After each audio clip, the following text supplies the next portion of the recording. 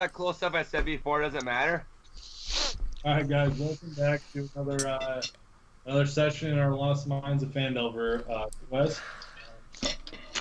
Get a recap of last week. You say me? Yes. I did it last time. Fine. No, it's fine, I'll do it. I'll pull up my map here. Okay. You say me? Can I get a reminder of where we stopped previously to this, though?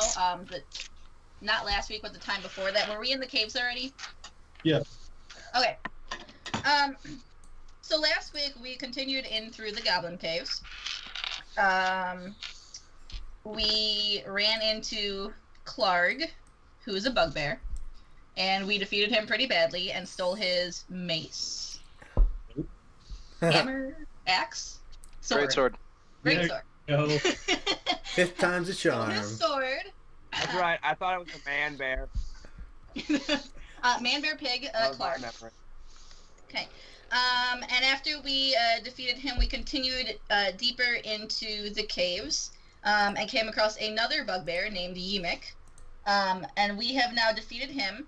And he also had Sildar held captive, so we rescued Sildar from him. And right now we're currently stopped where we had slain Yimik. And we have some goblins captive, and we're trying to figure out what to do with them. We had 4, but Varian killed one of them. So now there's 3 left, and that's where we're at. All right. I apparently did not take good enough notes. Did you not remember any of that, Zach? All I wrote down was man, bear, pig.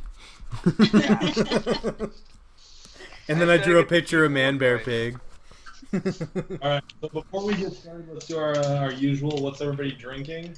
I'll go ahead and start. I've got the New Holland Dragon's Milk. I just finished my chocolate milk. Damn, we know what happened. White Russian made with espresso. Oh, you're never gonna sleep again. Yep, and it's a triple.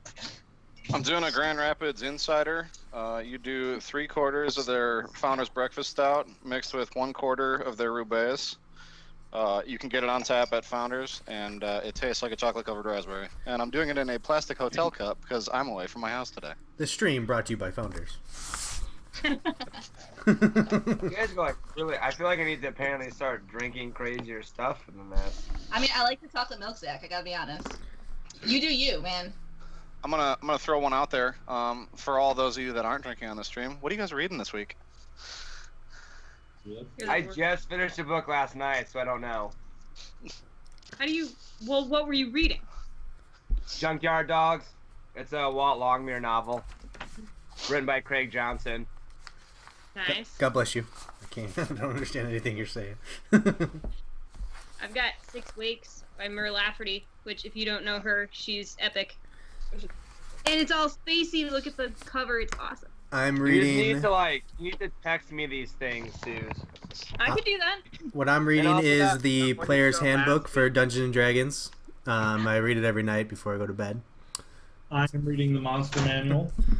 I'm reading a book. What's that movie with that? With the. God damn it. Movies are not Never mind. books. Movies are not books. You need to get out of here. Twilight. It's the God. What is it called? You have like the 5 classes you have to choose once you're old enough. You get like sorted. Divergent. Divergent. Divergent. Thank you. I just started Yeah, reading. suck it, I win. I'm better than Suze at book things. I'll be interested to see how you like the ending of the trilogy. Yeah, I actually haven't seen all the movies yet. Wait, the 3rd one came out, didn't it? Gotta be better than Hunger I don't know, Games. I saw This D&D stream brought to you by audiblebooks.com. Right. Sorry, I'm off topic. It's better than Hunger Games, Annie, if that gives you any indication. And Okay. ditto. Where are we at in the exposition? Yay! Here we go. So, all of you, as you can see, are kind of got these goblins cornered here.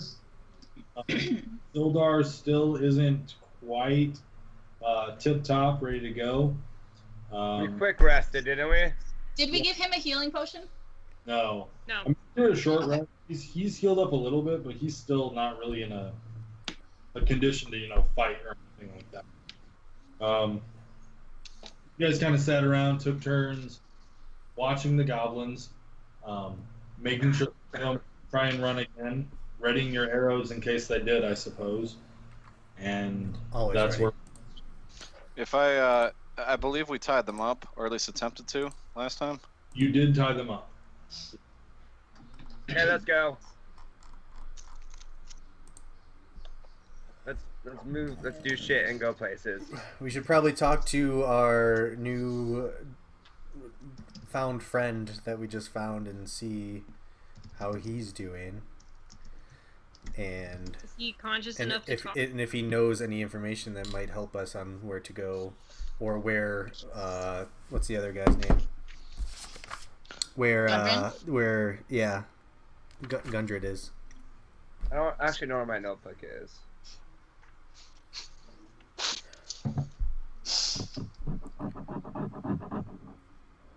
Eric, is he conscious enough to Sildar, talk are to you us? conscious? You said he was sort of...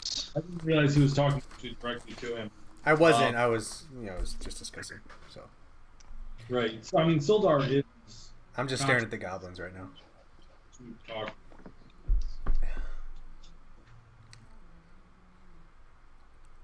What did you say? I'm sorry, you cut out. I didn't hear what you said. Yes, he is. He is conscious enough to talk to you. He's just not really in any spot to say fight or anything. Sure. Okay. I guess so. Sildar, it's so good to see you. How are you doing? What happened? Oh, my head. Ugh.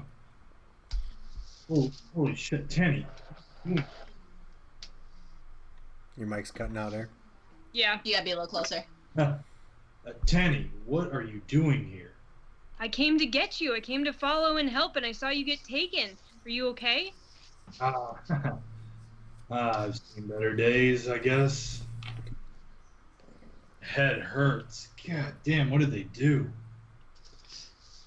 Well, we don't quite know. We know they took you, and we've got some of the goblins hostage, but we really don't know what happened since you were taken. We saw that you were dragged off.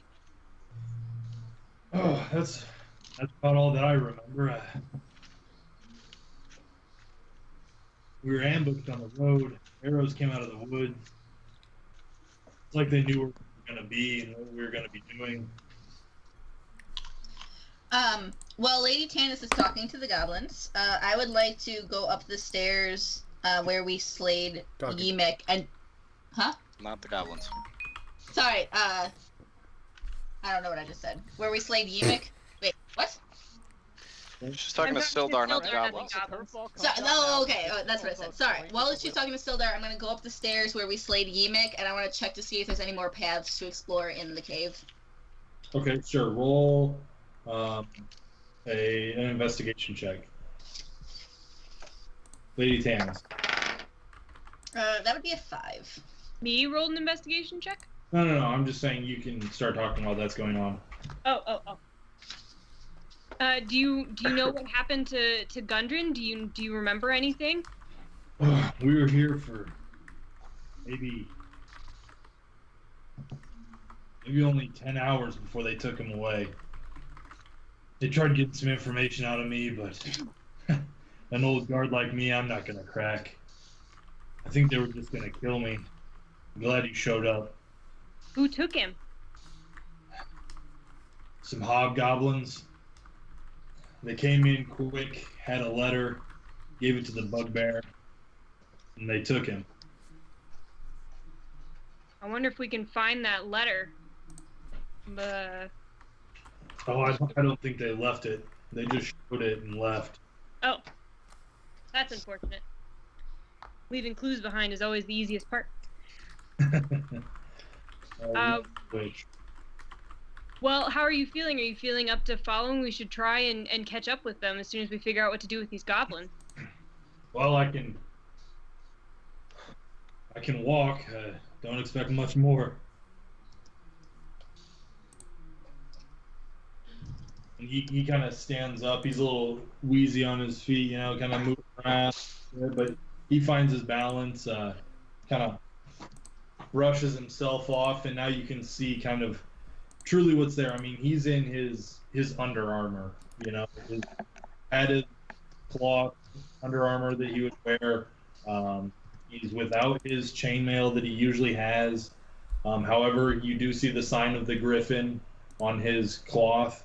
That's kind of what he wears from when he was in the cavalry. He has no weapons on him, nothing that he could use to defend himself. It's just he's basically in his underwear. There is kind of a cut on his head, and you can see that there's dried blood just kind of caked into his beard, dripping down his neck. He's got a few marks where there used to be arrows, a couple near the high shoulder, a couple in his legs. He's really not doing great, All right. Well, we still need to get out of these caves. So, what are you thinking? What are you guys thinking as far as the goblins? I hate to kill people unprovoked, as you very well know, but we need to make a decision. Did I notice anything up the stairs? You didn't notice anything. I mean, it's a 20-foot by 10-foot deep area where it looks like the lieutenant kind of had his setup. He's got a little table with just some weapons on it, a few coins. It's a bedroll kind of spread out, a candle back there. There's not a lot going on. I like the idea that you had previously, Tanis. I think that we take all three of them, or take one of them with us and let the other two go. And why don't we head back down the path? Because I'm not seeing anything up here where we slayed Yimik. So I think our best route would be to go back the way we came from. Yeah, or yeah, Tanny, a moment, please. And he kind of beckons you to walk with him away from the group a little bit. Sure. He as he steps by Cyrus, he pushes you out of the way and pushes you back towards the stairs as he walks to the back of the room with you, Tanis. He scoops up the 15 silver squares that were on the table, on Yimik's table, and just gives them to you. And he says, "Look, girl, I thought I taught you better than this. You can't let them live. They're a liability. We should go down there now, slit their throats, and be done with it." I mean, can you really just slit the throats of people that aren't attacking you? That tortured me, that beat me, attacked me on the road? Absolutely I can. And I think that you should empathize. Never good to turn into who tortured you. I didn't say I wanted to torture him. I said I wanted to kill him.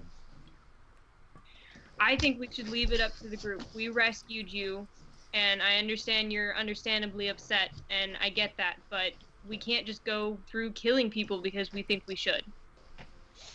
There's your first problem, assuming they're people. Fine. I understand, not like the old days, but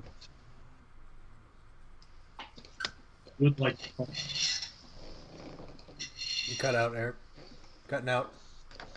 He said I would like to talk some sense into you. You should know better. He walks off. Yeah, Kaylin, did we ever tell them what the goblins said when we interviewed them? Interviewed? Or interrogated after we tie them up? I don't think so.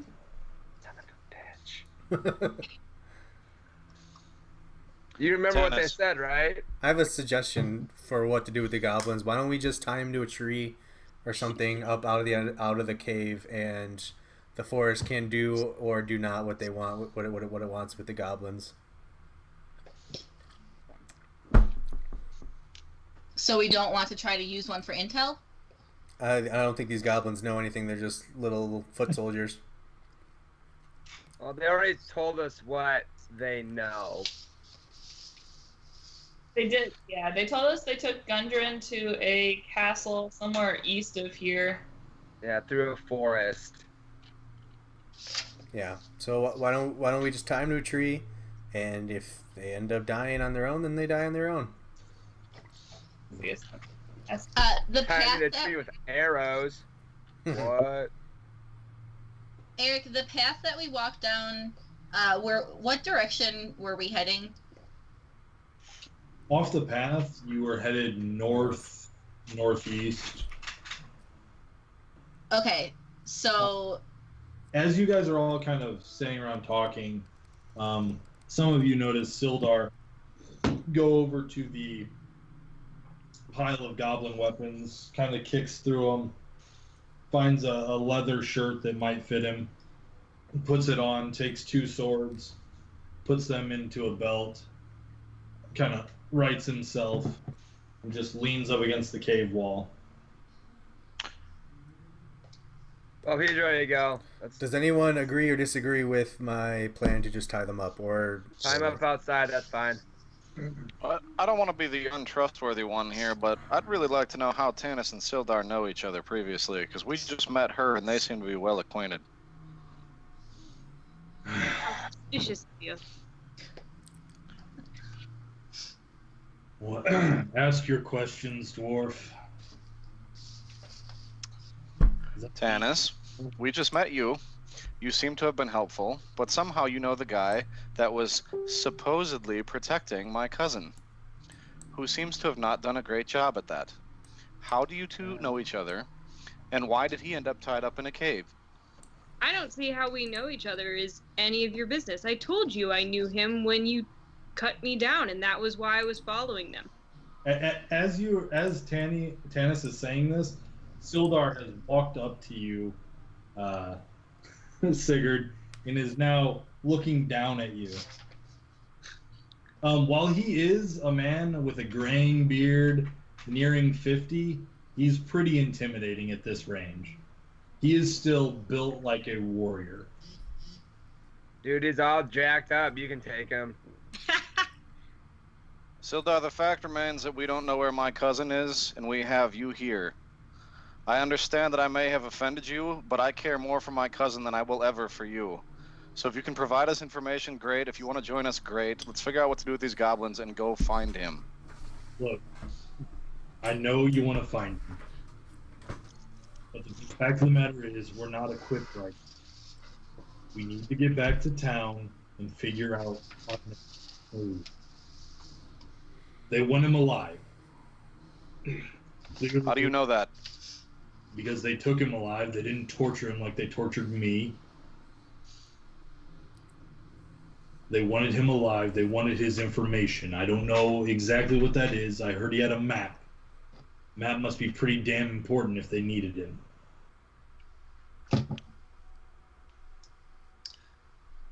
So where do we think this castle is?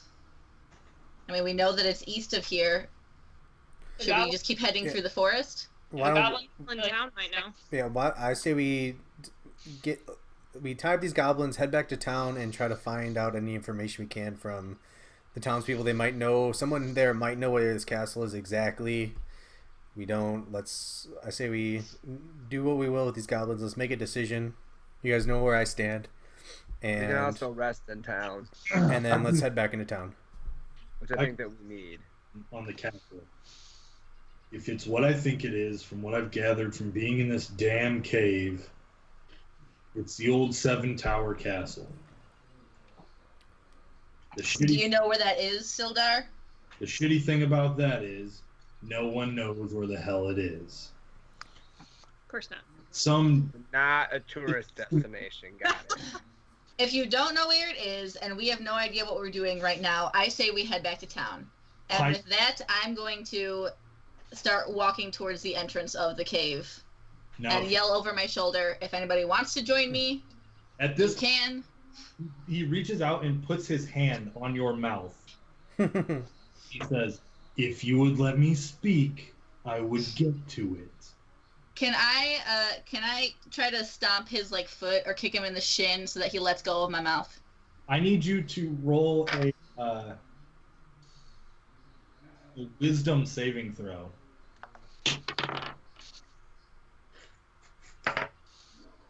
5. His glare is intense. As he looks at you, you begin to cower instinctively. I'm sorry for the tactics, little one. Listen, here's what I know of the castle. 7 Tower Castle was built by a madman, or so the legend goes, some 200-300 years ago. He wanted to experiment with his magic. He wanted to worship his gods and build shrines. He trekked out with 24, 3 people into the middle of the woods and built a castle defending nothing. Legend goes he conducted experiments, tried to get closer to the gods, and was struck down for it. Now, the problem is no one knows where the castle is. Most castles are built around fortifying the location, securing trade routes. This guy didn't have a clue. He went out into the middle of nowhere, built a damn castle, and did it in secret. There might be a castle. No one. Future property value. Plan ahead. I'm gonna mumble like I'm talking, but nobody can understand me since his hand is over my mouth. At this point, Carrick, he stares at you, and he gives a wry smile, as a man of his age can only do. Says, Yeah. Maybe you know a little something, elf. You have longer lives than we do. I like this guy. So what I would like to do, get back to town, find me some gear. If you give me back, I'll give you. Just give me to town. Give me there. I need to talk to him. You said you would give us what? You were breaking up. Yeah, you cut out right when you said that, which is really ironic. 60 pence. Golden pence. Dibs. Kaylin, do these goblins have any use to us at this point? No. I draw my dagger. Sildar, I'll take one. You want another one? Somebody want to grab the third? I'm done with this. We're leaving. I need to see my cousin. And he looks to you and says, huh, some sense. He pulls out the 2 short swords and runs through 2 of them. Pulls out the... I slit the third one's throat and take my rope back. I wonder what your hotel neighbors are thinking right now. Can only hope. I start walking out of the cave, turn my back to the party, and just walk out. Alright. Can I, Okay. I search can the I just bodies. run it back for a piggyback ride? Before we move on, I have another note here that I had forgot to mention earlier, and I want to address it before we continue. Sure. You had said at the start of today that we need to address the fact that we are supposed to level up to our 2nd level right now. We'll do that at the long rest, when you guys find a place to long rest, because you can only level up during a long rest. Okay, thank you. Yeah. As I'm leaving the cave, I'm going to use prestidigitation to set the goblins on fire. Wait, I was going to search the bodies. Too late. Set them on fire. I'm gonna help do that. I'm gonna help do that. I'm gonna help set him on fire. Ricky, Ricky, who did he need to talk to in town? He The said mayor. talk to the mayor. The mayor. Thank you. Like, is he a horse? Exactly. He's a standard mayor. Long-haired mayor or short-haired mayor? Sildar then walks over to Tannis, His name must be Ed. and he says, Tanny, my girl, I'm sorry. I know you wanted something different to happen here. I couldn't see it that way. Two or three members of your party wanted it. I figured that was a vote. You gotta live with your conscience. I want no part of it. Very well. And he walks, following Varian.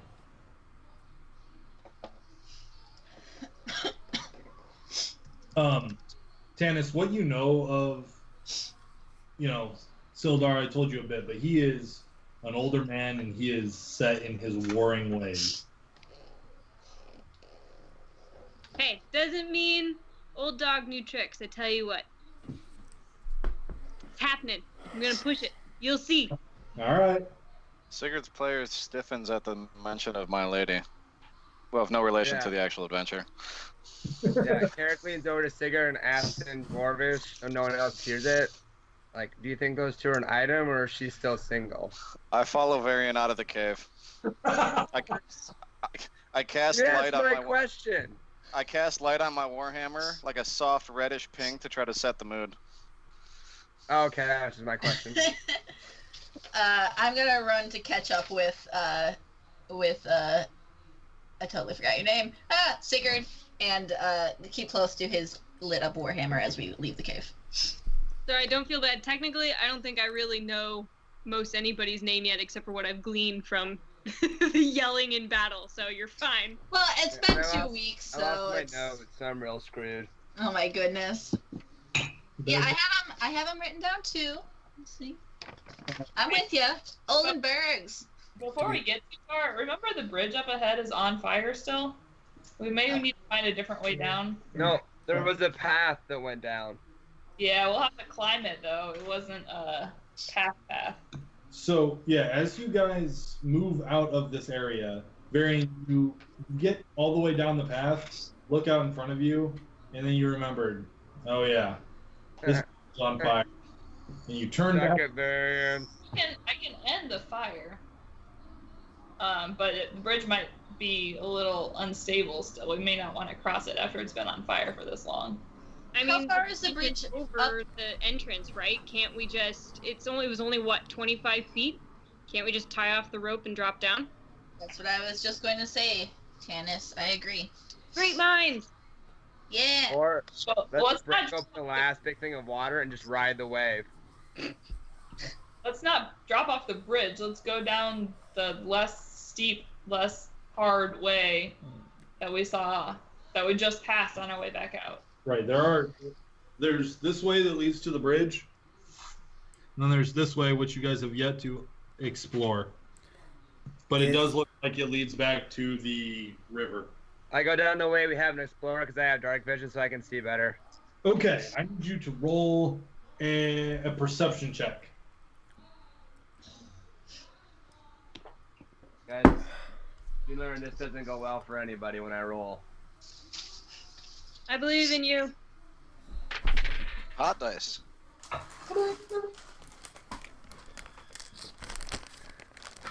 pull out my bag of holding. 17. So you get to the end. What you see is a kind of sharp drop off with loose rock.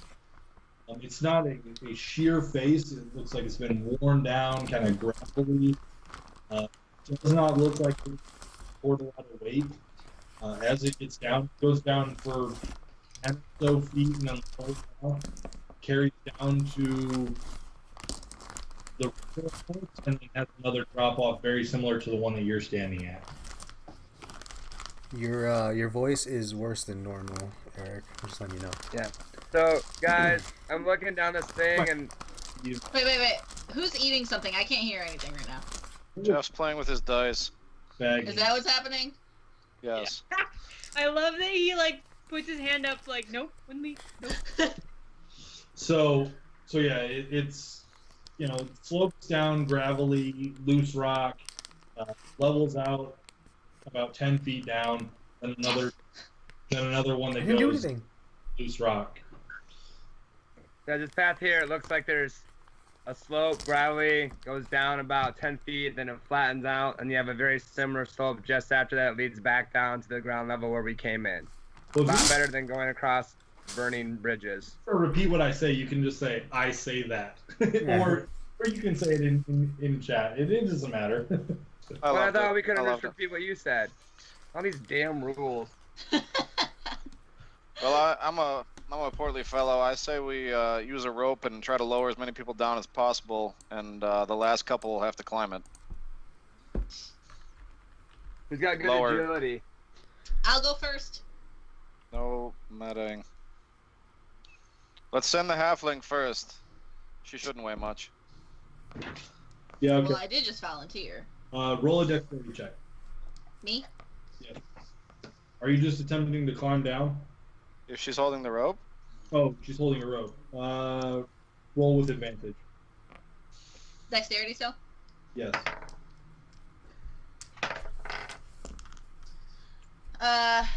13. Okay, so using the rope, you get down. No problem. Rocks barely even move underneath you. I go next. Is that Varian? Yep. You I roll just, a want to get out of this cave. dexterity check.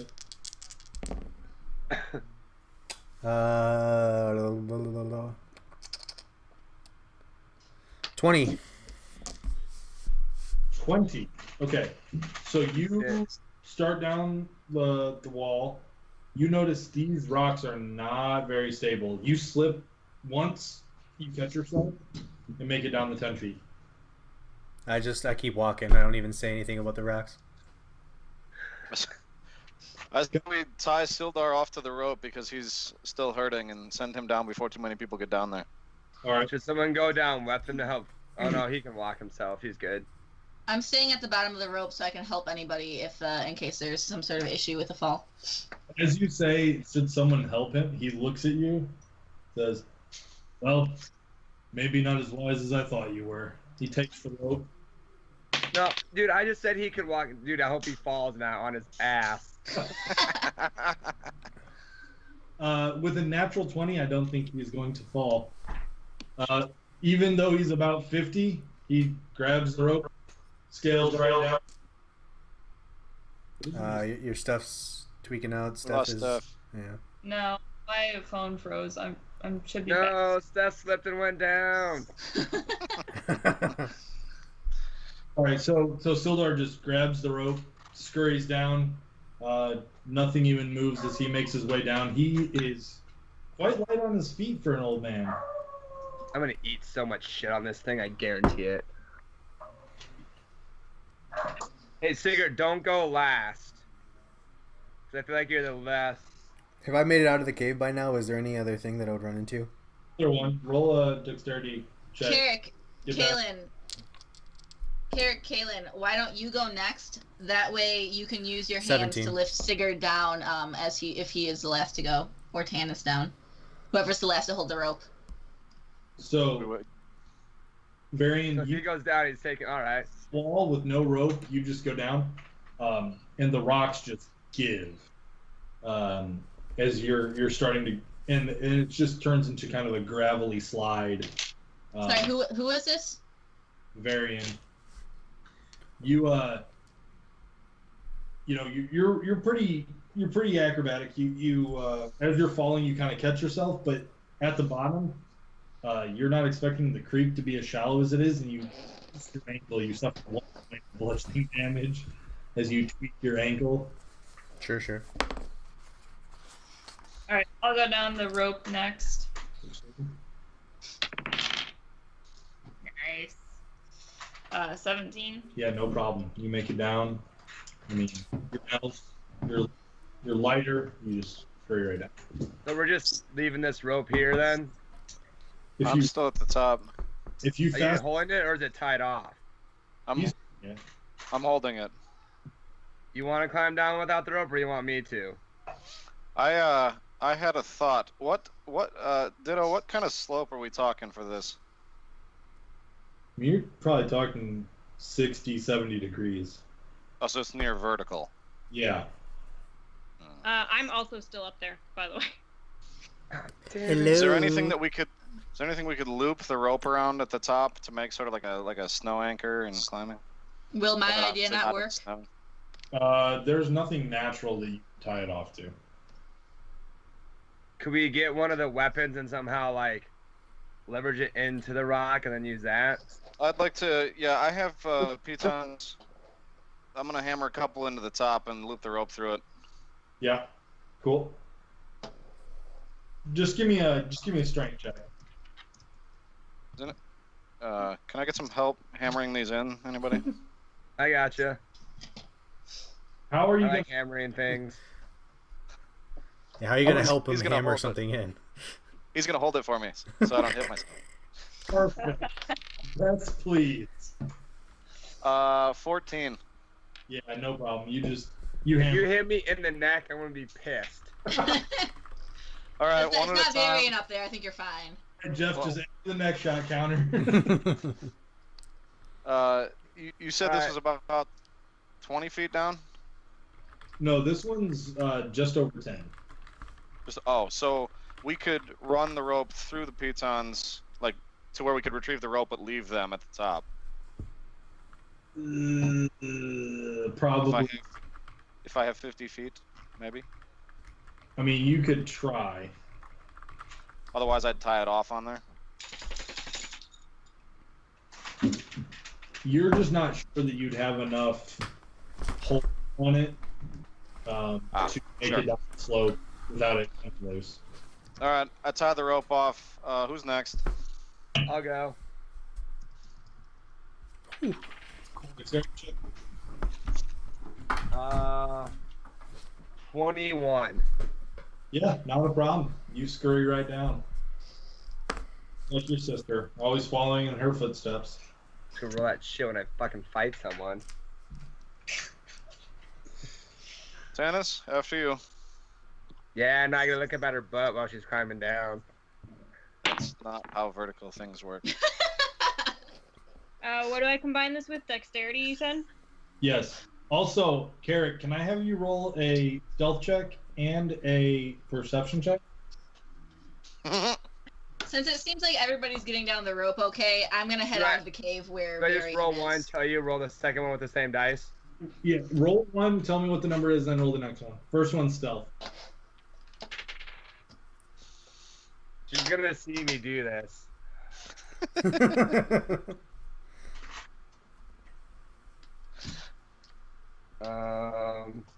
Oh, good, I got a +2, so it's a 7. Yep. Now your perception. And Tannis, what'd you get on dexterity? 12. Look, I better at least get a good view. Hey, no. Oh my gosh. What did you roll? 6. Going back under the couch. So you're kind of hanging back just a little bit, get a look. But you are distracted as the rocks give way under Lady Tannis, and she falls down the slope. Would either of you like to do anything at this exact moment? So wait, She's what's falling. exactly falling? You are falling. Rocks just give way completely underneath Wait, you. Tannis, you fell? You lose the rope. You Ah. fall. All she does is land on people in our group. Can I reach out my hand to try to catch her, or is she too far down? Too Garrick, far down. open your mouth. Well, it's a good thing I moved out of the cave, otherwise I would definitely be crushed. There's no one beneath me, right?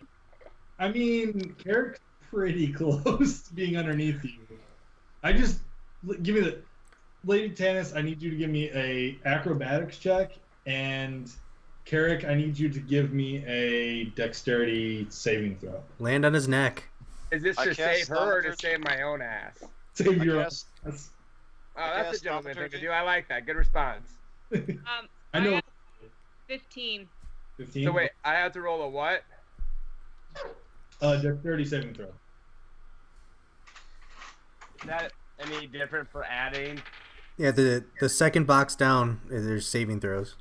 I'm Yeah. gonna try to gracefully fall out of the way and not hurt people. Okay. Oh, saving throws, dexterity 14. Okay. So you're kind of looking up at Lady Tannis, and then she starts to fall, and you're just like, nope, and you dive out of the way. Tannis, As you're falling, you manage to catch yourself and land on your feet pretty well, but you still suffer 2 points of bludgeoning damage as you don't catch yourself exactly and you land on your shoulder. That's gonna hurt in the morning, by the way. Always does. Sounds like Zach getting out of the way. Somebody's in trouble. Run! So she slipped. The rope didn't give. Yes, she slipped. Yeah, I'm just a klutz. All right. I guess last but not least. I I hope see Tannis a moves dude. out of the way in case Sigurd steps and falls down the slope. So, you guys know of Lady Tannis. She isn't the most coordinated person. She's fallen into 2 traps already, and now fallen down a rock. Hey, Like, I'm all. dragging her ass out the way. And can't properly intimidate little goblins. Got it. I'm good company, damn it. Huh. Ditto. I got a 12. Okay, so I'm a little portly. I don't do good at climbing. in fact, you guys are getting the feeling that this rock face really isn't made to support much more than 130, maybe less pounds. That's unfortunate. And the human dwarven frames that are moving down it are not doing it very much good. So as you start to descend, your feet give me a strength saving throw.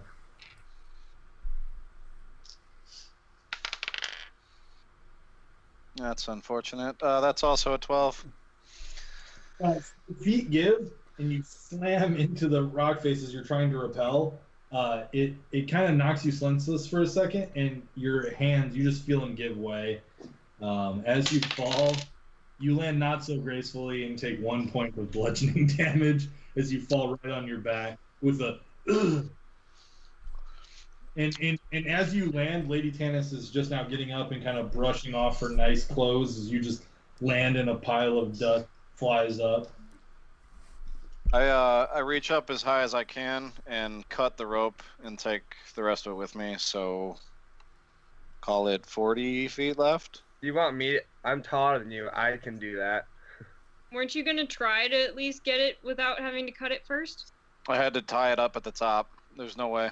So you cut it, and you've got 42 feet left or so. Carrick then also comes up, pulls out a dagger, and he's got about 2 feet of rope. Yeah. That's a present Now for I have you, baby. rope.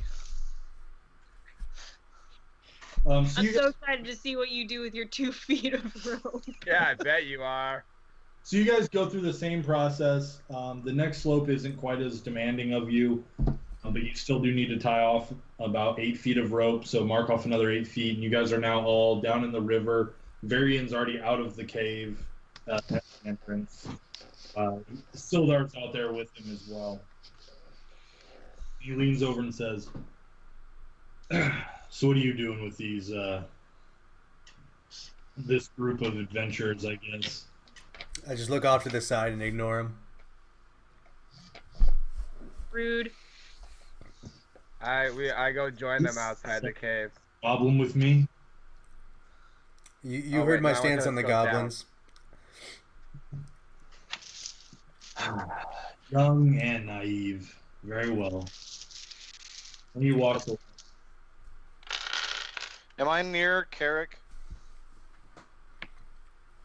right now? Yeah, we just came down together. You guys are right near each other. I cast thaumaturgy in a whisper and create ominous whispers behind him to try to scare him. Okay. What are you whispering? I'm gonna do that right back to you. I don't know. What are elves afraid of? Hey, you Fighters. you look Everybody's young afraid of and fighters. you look I young banged and your immature. sister. Oh, inappropriate. I say, Immature. no, I just simply I just say, hey, you over there. Carrick, I need you to roll a wisdom saving throw. If I get hurt and die, I'm gonna be pissed. Next shot. I like how Zach has to go across his room to roll dice.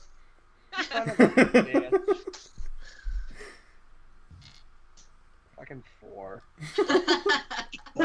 Okay. So you hear. With a +3?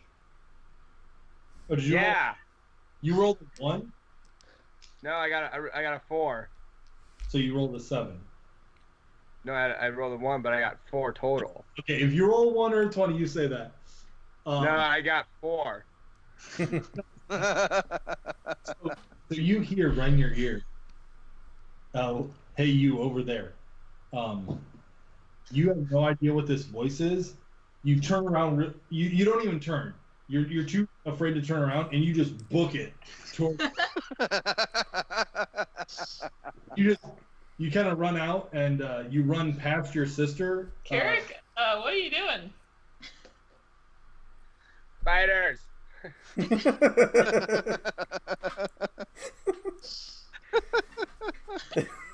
Going to town, damn it! Isn't that what we decided?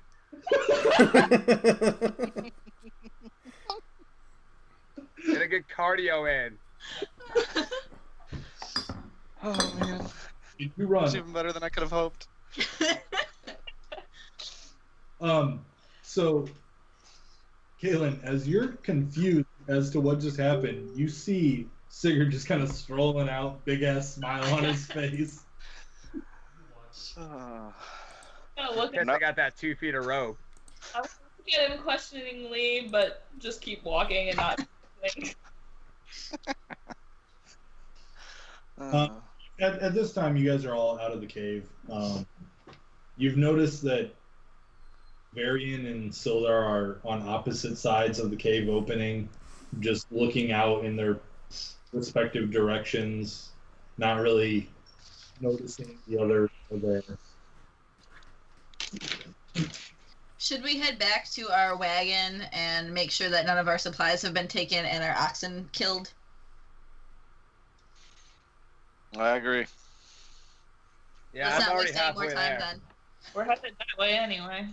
Let's not waste any more time then. Let's keep going. That's why I was running.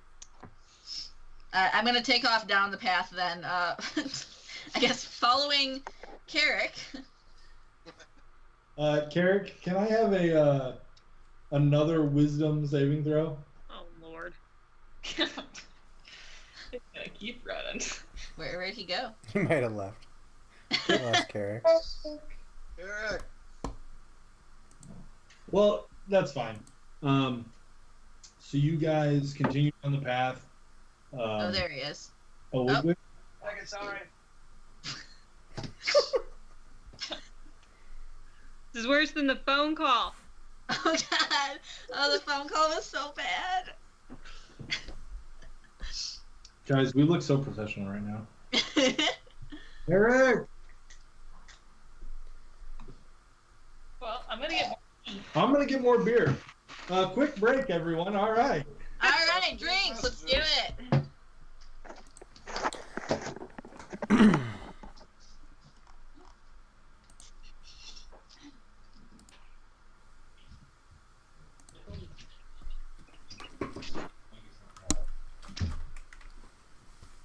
Carrick, there.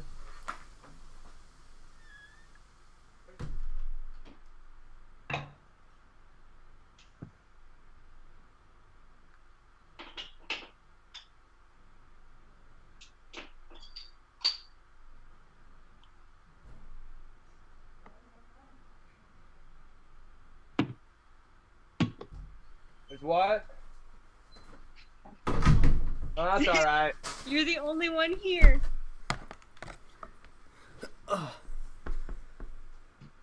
So I had a teacher do that to me one time in 6th grade. Do what? I went to the bathroom and I got back, and she had all the kids hiding underneath their desks. And I was like, oh, okay. So I just went and sat underneath my desk like everybody else. That's a fucking goes, awesome teacher right there. Damn it, Zach. You were supposed to react. All I did was sit down. You completely ruined the whole thing. You would too. You would be like, all right, I'm cool. Let's go. I was just being in character and running away. Carrick, By the way, Matthew, for when you get home, the PBR tap thingy is coming off the wall. Cool. What'd you get on your wisdom saving throw? Honestly, I'm not even sure that I worry too much about them in regards to that. Like, considering some of the other stuff they eat. Shut up, Zach. Jeff I and wonder Matt how much. bottom. Suze. Ah, cheers. Yes. Wisdom saving throw. What'd you get? Zach. Wisdom What? saving throw.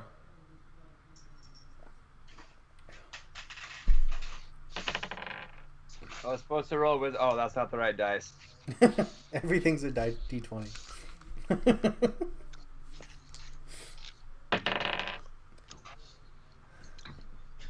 17.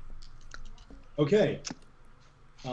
You have taken off running. You're still scared. You're not sure what whispered over your shoulder.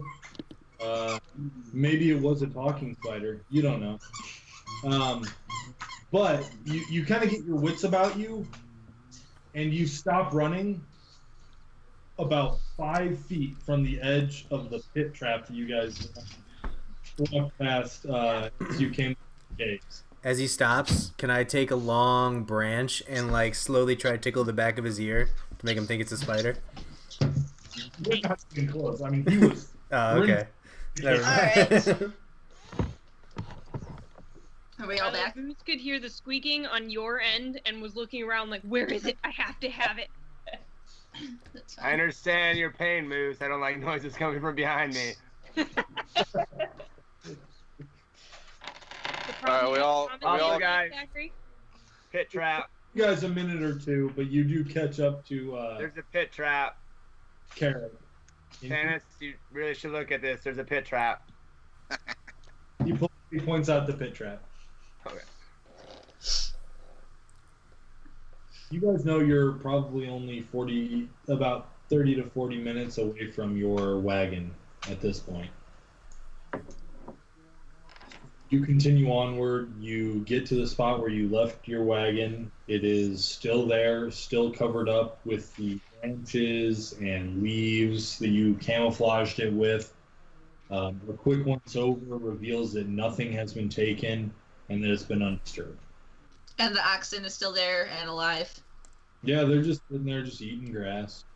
Should we take a long rest before we continue on to Phandalin? I say we just continue to Phandalin. Well, just so you're aware, like a long rest is 8 hours of sleep. Like you're going to bed for the night. Yep. You guys, What time of day are we at right now? at this point, it's probably noon, 1. Oh, so Oh, yeah. really? Okay. Never mind. I thought we were in the cave for a lot longer than that. No, you guys went to the cave. It probably took you 40. You guys left around 7 from the wagon. It took you 45 minutes or so to get there. Spent a couple hours in the cave and 45 minutes back. There's a time distortion. It felt longer. It felt like weeks. I understand. And they cross the time zone. I unbury I the say we just wagon move and climb on to back up town. into the seat, grab the reins. Sigurd, as you do all this, Sildar climbs up, sits next to you, looks at you, says, "I'm gonna take a nap." Do I Looks like you could use one. do I know where? Like, do I know how to get to Phandalin from where we are? Like, if I scouted ahead, would I be able to just know where we're going? Is it like one path all the way there? Roll an intelligence check. Sorry, so Sildar is in the seat right now? He is, yes. And so is Sigurd. Yes. Is there any room left in the bench? Nah, well, maybe for you, a person of your size. Okay, I'm gonna kind of like jump up a little bit and tug on the bottom of Sigurd's pantaloons, and Hey, watch the pantaloons. Can we ride the oxen? Sigurd, would you mind if I join you up here? Be my guest. The more 12 merrier on for the weak intelligence like check. us. Okay. Okay, so I scooch in between them then. Okay. So you, Varian, are pretty sure all you have to do is continue down the Tribor trail. For at this point, you're thinking another 5-10 miles, somewhere in between there, and then there's a path that tees off of this one, that tees into the Tribord Trail that leads to Phandalin. You're pretty familiar with the area. Okay, so as they're getting the I'm just gonna walk ahead and tell them I'm gonna scout ahead. Tell the group I'm gonna scout ahead, and then just keep my distance a little far in front of them. Okay, how far ahead of the group do you want to be? Probably about like 150 feet. Okay, yeah. What's everybody else in the party doing? By the wagon. Okay. Make Where it 100 feet. 100 feet? Yeah. Is it legal to ride the oxen? No. Not unless you never want to get to town. What color base is Sildar? He's no base. This is Sildar here. Oh, no base. Okay. NPCs won't have a base. I'll walk along the back a little bit opposite behind side. the wagon just in case, so we don't get ambushed. I'll Okay. walk along the opposite side of Canada just so you have someone on each point. Okay. Something like this. Varian's way ahead of you guys. Well, you can still see him. He's up there, but as the path bends and turns, you can lose him for a couple seconds. But as you come around the bend, he's still there. And Sildar is sleeping, correct? Oh yeah, you guys are on the trail for maybe 2 minutes before he's out. Okay. I'm gonna strike up a conversation with Sigurd, but in whispers so as not to wake up Sildar. Sigurd, do you think that we can trust this Sildar? He was there when your cousin was taken. I have to believe that if my cousin hired him, that he did at least some checking to make sure that it wasn't going to be betrayed. It would seem to me that no one that would betray someone would put themselves through such torture and such pain just to take another, but I suppose greed has many forms, so I hold judgment at this time. You seem to be close to your cousin. Do you know what somebody might want with him? Why would the goblins take him to this castle? Is there some sort of secret he might be hiding? My cousin and I have not spoken on this matter other than what you know, and what I know is probably the same. I suppose I don't know what he told you when he hired you, but I was told we're going on a venture to move goods for his new mining expedition that he's opening out of Phandalin, and not much else. It kind of surprises me that there would be more involved in this. Us of the clan are very strong and close, so I hope this is all a misunderstanding and we find him in Phandalin unhurt. And you trust Gundren with your life? I would trust Gundren with more than my life. I would trust Gundren with the life of the rest of my clan. We would never betray one another, ever. Okay, I nod and look straight ahead. Okay. You guys continue this way for a bit over an hour, close to an hour and a half, before you start to see the signs. You see Varian ahead of you as he finds the trail that's supposed to go down that leads south. He just stops and catch up. Eric, you're cutting out. Okay. You guys go for an hour and a half. You find the trailhead. You move up to it. Varian is just waiting there at the intersection, the fork, waiting for you guys in the wagon to catch up. As you do, Varian, you know that it is about 10 more miles to Phandalin at this point. Is there a fork in the road, did you say, or? Yes, there's a fork, one that leads east. You know that leads away from Phandalin, and one that leads south towards Phandalin. So we have to go south towards Phandalin now? If that's where you're going, yes. Yeah, so Let's- I take an arrow out of my quiver and just kind of point it in the direction south towards Phandalin, and like, are we heading to Phandalin? And I point that way. Yep. My aunt lives in Phandalin. We'll have a place to stay. Why don't we continue on? I move the card forwards. South. Is your house tall enough for us?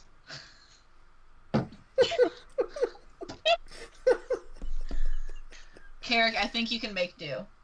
Uh, I think the Ditto, house. I how- don't have how to close stand all. Ditto, how close am I to Carrick? Carrick is actually about 5 to 10 feet to your left right now. Yeah. Carrick, what's your deal with making fun of those with short stature? I secretly whisper thaumaturgy again in his ear. I know what to Hey. do. Hey, you over there. Wisdom save, please. 1. Ha, suck it. 22. At this point, you've heard this before. It sounds oddly like a dwarven. Sounds actually a lot like a dwarven voice. Cast You like magic guys missile speak on dwarf, Sigurd. otherwise I never would have understood what you said earlier. I don't even respond and just push the card forward. I love, by the way, that your whisper went in Brooklyn. Hey, you over there. It's his dwarven accent. Dwarven accent out. Flick him off and keep walking. All right, so you guys. So Varian, are you still out ahead of the group about 100 feet? No, I let them pass, and now I'm behind them. I'm just like Or are you trailing. behind? Yeah, I'm trailing like 20 feet, 30 feet behind everyone else. Okay, what's everyone doing while this is all going on? Is anybody trying to talk? Is anybody scouting? What's everybody doing? You still there, I still guess I just sleeping? keep an eye out behind us, just making sure nobody's sneaking up on us.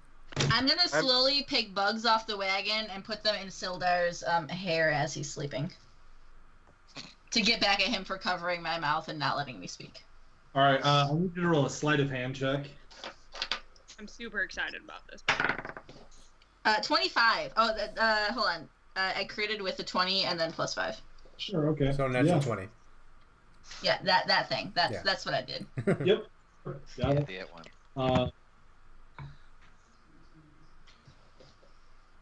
What's everybody else doing? I'm scouting the woods on my side. Okay. I'm scouting behind us. Okay. I'm not running the wagon off the path. What did I say? All right. Smart. Figured I like that. I need perception checks from all of you.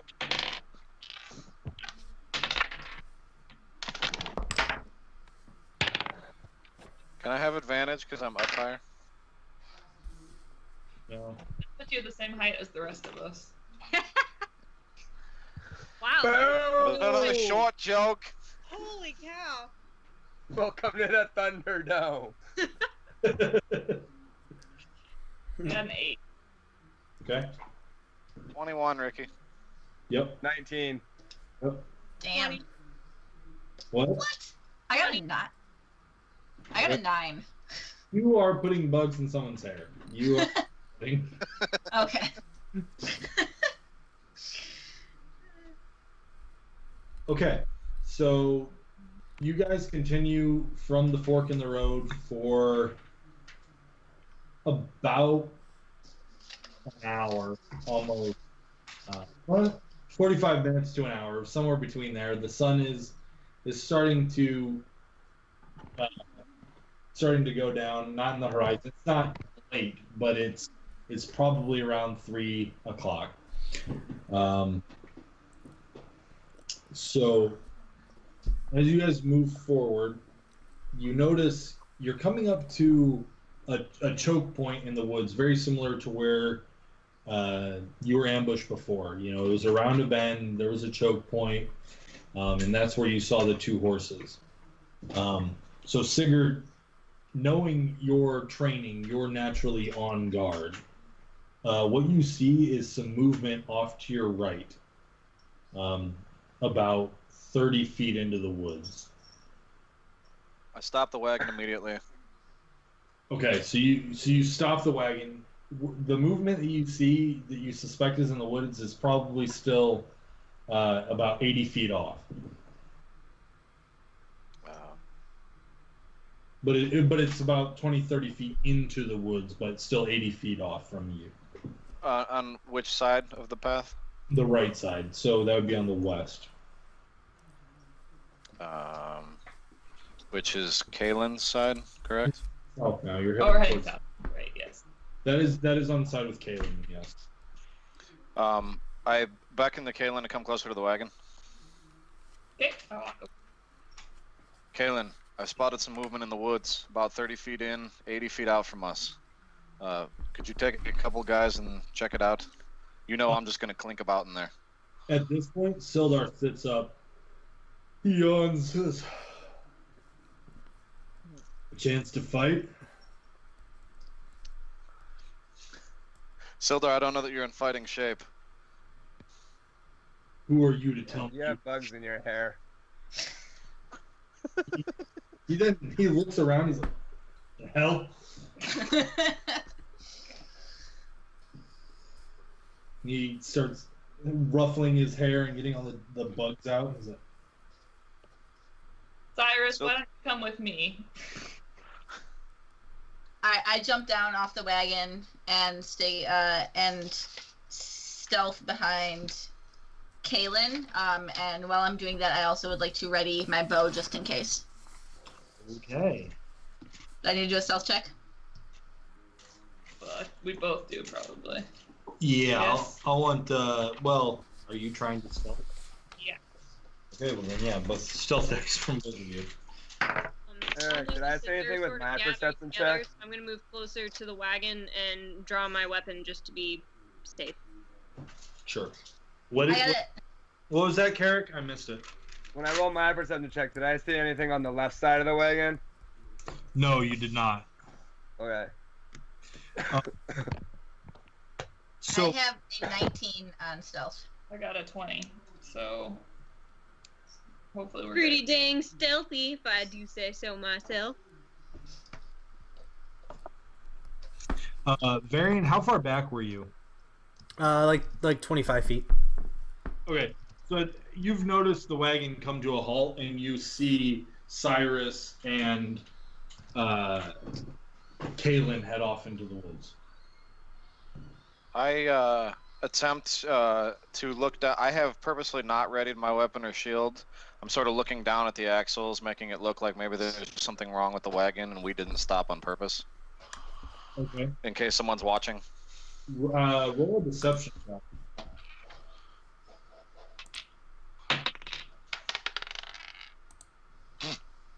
That'd be a natural 1, real quick. Right, so you kind of look down, just kind of, keeping your head down, holding the reins. It's not a very convincing look. Thank you. Thank you. I need you to roll I need both of the two that are in the woods to roll perception checks. 17. I got a 6.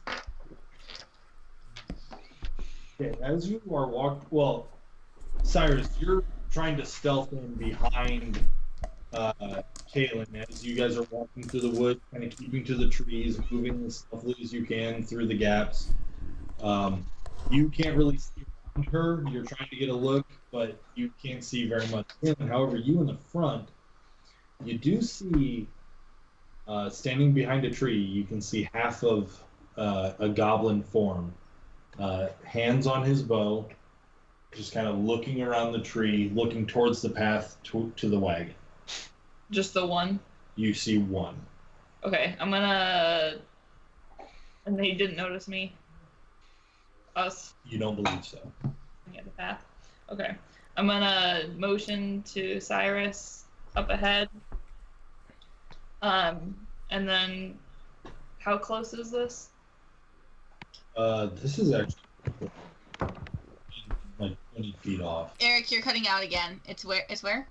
Sorry, about 20 feet away from the two of you. And he's half hidden behind a tree. Yeah, he's about half in behind a tree. And I can see him now since you've motioned to him, correct? Oh. You know the general direction, however, you can't see him exactly right. You're scanning for him. Okay. They still get cover from magic, right? They will, yes. They do. Okay. I'm gonna walk around to the right a little. Why are you rolling? Okay. I'm gonna walk around to the right a little bit. It's scary, isn't it? So I can see his form to try to he's behind exposed. Okay. Yeah, because I was gonna say you see him to the left of the tree. So walking around to the right, you have to take a big circle around to see him and try to stay hidden. Okay, then I'll go to the left. Because you're sneaking through the woods on the right side, so he's sneaking out the left, looking at the path towards the cart. So you're moving to the left? Yeah, I'll move to the left. Kaylin, can you guide where my arrow should point? I can't quite see him yet, but I could shoot him dead right here. I need you to roll another stealth check, both of you. Both of us? Yes, I am. Yeah. 18. Okay. So as you're moving around to the left, you kind of tap Cyrus, you point. Cyrus, you can now see exactly where the goblin that she sees is. And what you see is he is right here, peeking out behind this tree. And you guys are moving up through the brush. You start to move out away from cover. And he sees you, so I need everyone to roll for initiative. He sees me or he sees Kaylin? It's Kaylin. Okay, I'm still stealthed? You are still stealth. So I need 20, 25. 15 to 20? 19? 15. 17 for Varian. 17 for Sigurd. Yep. Yay! 15 Good for job, Carrot. guys! Now we wake up. 15 also. Oh, the sibling's so cute. Dirty. Jeff, can we get a Wonder Twin Powers activate counter on the stream? No. Wait. That I think we're at about 6. that was Tanis with, what'd you roll, Tanis? 15. Okay. Wow, that is such high initiative. Okay. Goblins are dead. That's how we attack. Cyrus, you're the first to act. I'm still stealthed and I already have my bow drawn. I would like to shoot that goblin out from behind the tree. Okay, he does have half cover at this point. Okay. So, but make your attack. I'm a sharpshooter, and I have advantage, correct? Yes, you do.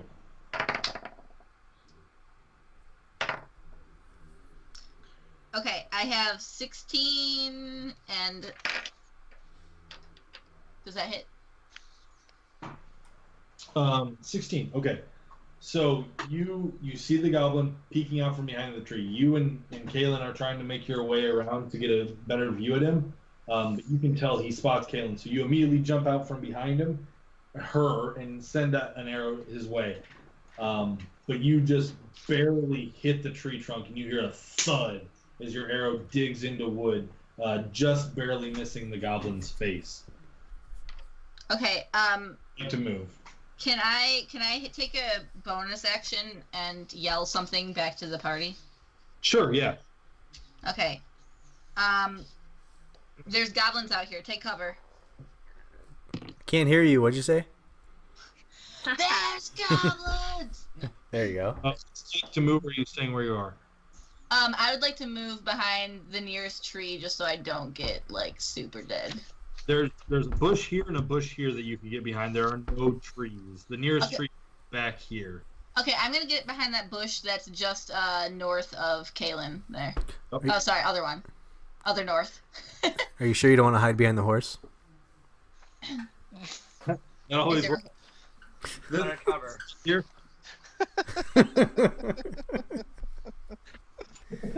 All right.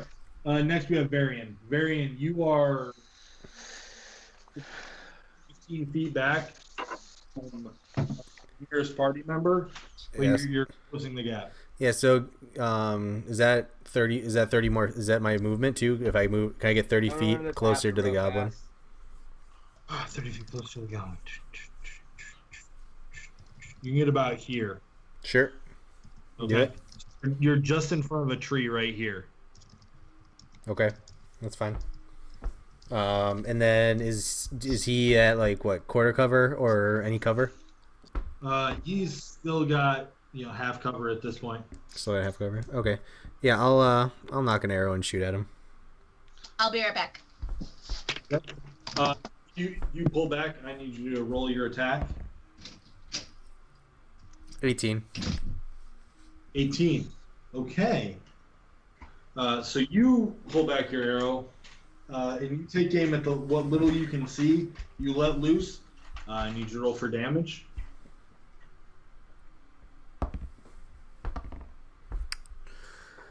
Plus 9. 9. Okay. So you pull back, and your arrow, as it flies to him, just barely misses the tree that Kalen hit, and he hasn't fully pulled his face back. And you just graze from cheek through his nose, and you just see a squirt of blood as he pulls his head back.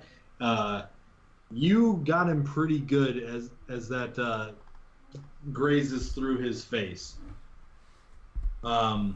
Sigurd, what are you doing? Still looking at the wax.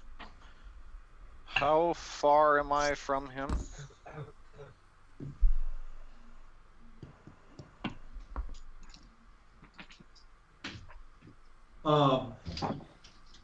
You're about 50 feet away. If I pick up my shield, can I still cast a cantrip? Yeah. Sure. Yeah. I'd like to pick up my field. Try that. I'd like to pick up my shield and cast Sacred Flame on the tree that the goblin's hiding behind. On the tree. Okay. Yeah. Roll your. Is that it has to roll a dex saving throw against that? Dex saving throw, yeah, which I don't think tree has dexterity. For a tree. All right. What's your spell DC? 13, I think. Yeah, 13. You hit the tree.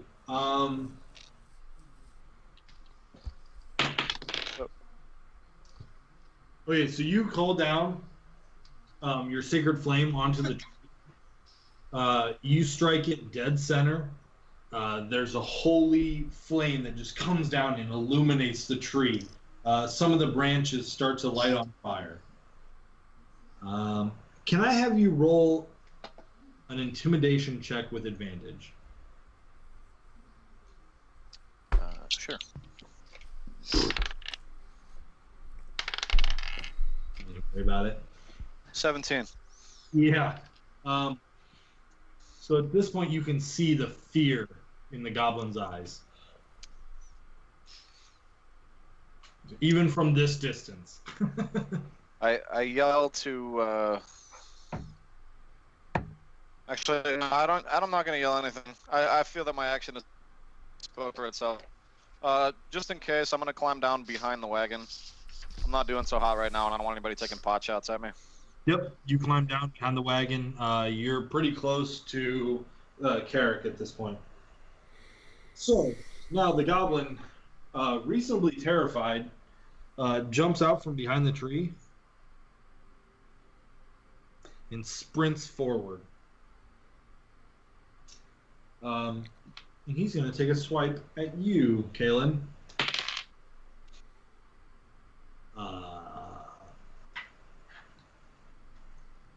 Yeah, I have 20 against AC. Yeah. Yeah.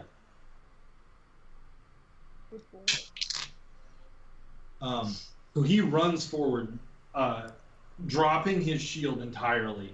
He's that scared, but he's running, and then he sees you. As he sees you, he pulls out his scimitar and he just swings it at you.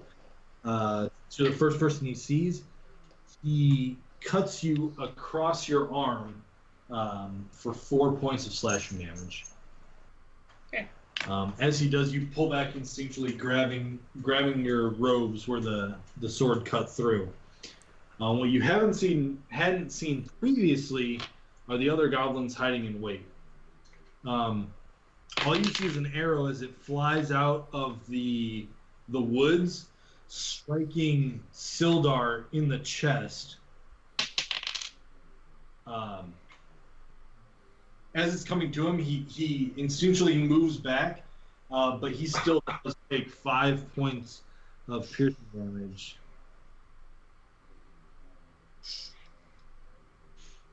He screams in pain. Oh, God damn it!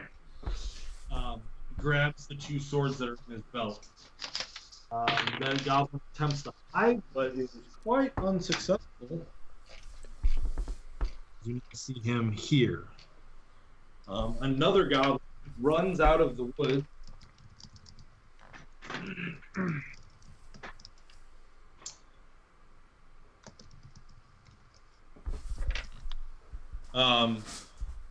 And Cyrus, he is right up on before you realize sword. Well, the bush that you're hiding behind provides enough cover that when he swings with his sword, it just cuts into the branches and stops the blade's progress. Another arrow fires out. Sigurd, I have a 19 against AC. That hits.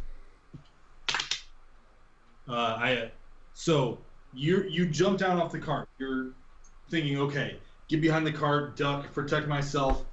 But the arrow comes through true, hits you in the left shoulder, your swinging arm. You take 5 points of piercing damage. But as you do, you can see the goblin that let loose the arrow, is he is now coming out onto the path, ignoring all covering, just coming straight forward, bow drawn, firing arrows. As the arrow hits me, Carrick watches me fall unconscious in front of him. All right. So as it hits your shoulder, your legs give out and you just fall backwards onto the ground. Carrick, you're up. Oh. Okay. Alright. I'm going to step. Well, he's on the ground. I don't have to step around him, but I'm going to take my line of sight. I can only see the one on the path right now, correct? Correct. So the cart is really blocking everything to your right. Eric, Okay. can you lower the cam a little bit? Just a hair. Sorry, I can't see what color that is. Who's behind the cart? Is that Tanis? Perfect. Yeah, that's me. That's 10. Okay. Sorry, I realized I was cutting off a little bit there. I can see it now. I'm going to take a full step, enough step out where I come around the corner of the cart and I can see line of sight everything in front of me. Okay, so you're going to step around. You're going to step around Sigurd. And I'm going to cast Magic Missile. Yep. Who are you targeting? I'm going to put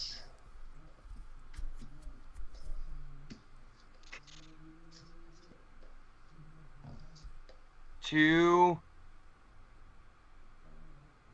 towards one towards the guy open on the path, Okay. and then two towards the guy right above him. Here. Yeah. All right. I need you to roll for damage on this one first, and then this one.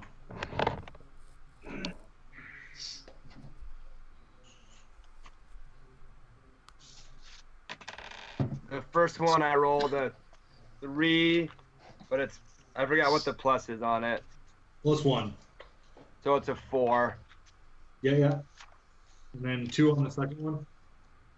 +1.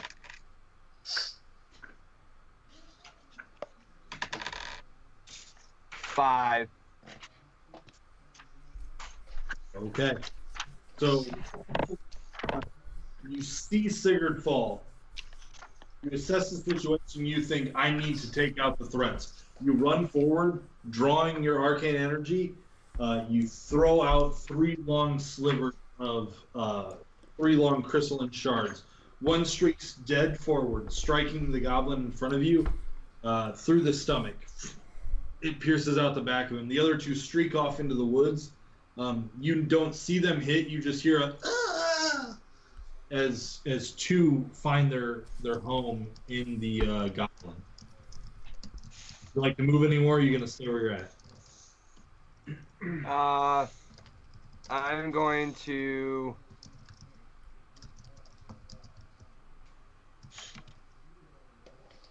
stay where I am at. Okay. Kaylin. I'm going to cast Shocking Grasp on the one right in front of me. Okay. Is it wearing metal armor? It is not. He's wearing leather. I'm going to keep asking. I understand. 19. 19 does hit. Roll for damage. Which is 1d8. 7. Okay, so the one that run at you and swung and cut your arm, you grab your arm, but then you focus and you reach out and you just grab the side of his face and you just channel electric energy through your hand and just burn the side of his face. As you do, he lets out, "Ah!" And then the burn just streaks across his face as he falls dead in front of you. Cool. And then I'm going to run back and hide behind that tree. Yep. Okay. Do I need to roll anything for hiding? Does it matter? You can hide. I can't. Tannis. What are you doing? I can't really see anything that's going on from where I'm at, right? You can see a bit over the cart. You saw that, arrows are flying. You saw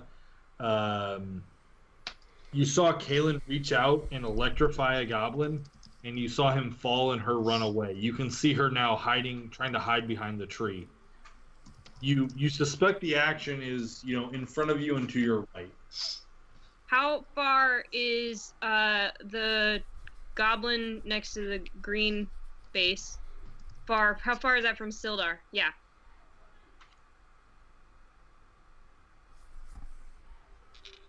I mean, that's about 50 feet from Sildar. All right. I'm going to move to the side of the cart in front of Sildar and then in towards the woods a little bit, close enough that I can get within the 30 feet to throw my javelin at that goblin. There's a 4th goblin that we can't see, correct? Because there was another arrow that came from somewhere, right? You can actually see all of them at this point. So there's only 2 that are still alive.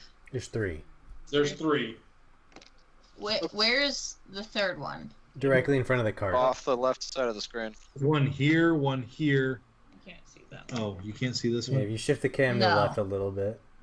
Yeah, there you go. Okay, that helps. Okay, thank you. So you managed to run up to about where Kaylin was standing before she ran back. You've got your javelin ready. You let loose. I need you to roll your attack. This. Right? Wait. Attack, No, that's the damage. The D20 for at first, or what do I roll? Yeah, D20 plus your attack bonus on the weapon that you're using. Okay. And then it's the D6. Correct. So I rolled a 15 plus the 5 attack bonus, so 20. Yeah, sure, that hits. Roll for damage.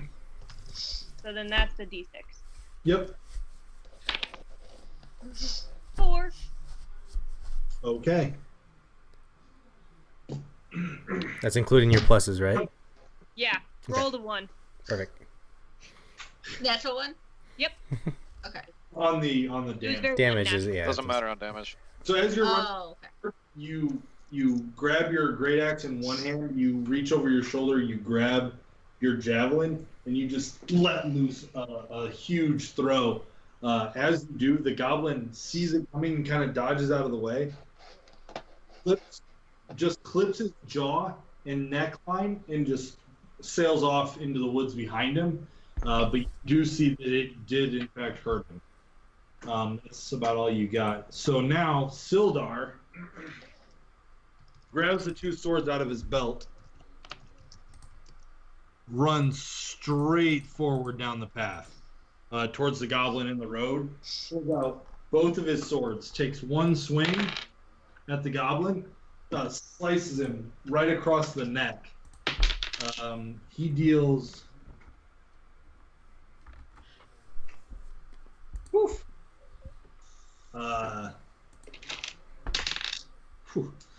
9 points of slashing damage to the goblin as he cuts him right across the neck and leaves him in the road bleeding.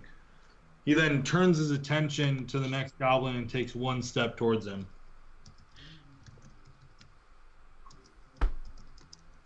Cyrus, what are you doing? The one in front of me is still alive, correct? I can't really see it that well. Much. Yes, he is. Okay, I'm gonna put my bow away and take out my short sword. Is he close enough through the bush that I can just kind of stab through the bush and just like stab right into his chest? Yeah, he's close enough. That's what I'm doing. I'm stabbing him right in his motherfucking chest. Alright, roll your attack. Alright, I have 18. 18 does hit. Roll for damage. 8 damage. 8 damage. Whew. Alright, so you do exactly that. You see the goblin coming up towards you. He's got his shield raised, the scimitar up. As the javelin hits him, it opens his guard for a second, and you just instinctively stab out with your sword, putting it through his chest. He has a shocked look on his face when he looks back to you and just falls off your blade onto the ground. Would you like to move? I would just like to maybe duck down behind the bush if I can. Okay, yeah, roll a stealth check. Sure. I have 21. Okay, so you just duck down behind the bush trying to conceal yourself. Varian, what are you doing? One goblin left, right? Yeah, you can kind of see a little bit of him peeking out around the tree with his bow drawn.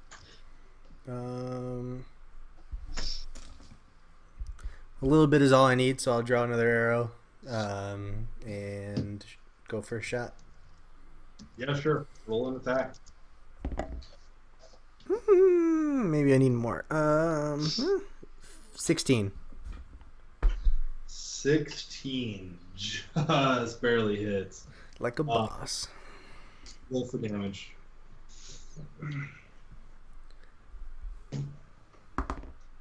9. 9. Okay, so that's a lot of damage. So, That longbow though. You find your target, you steady your heart, and you let loose an arrow. This is the goblin that was struck twice by Carrick with magic missile, and the long crystalline shards are still kind of hanging out of him. He sees you and pulls back, but what he doesn't realize is that one of those shards is still out around the tree. As you strike it, it wrenches the shard through him. The cork spins it through his body, and he suffers a ton of damage and just grabs his chest and falls over at the right behind the tree. Dirty way to die. I like it. Like the creativity that's going on up here.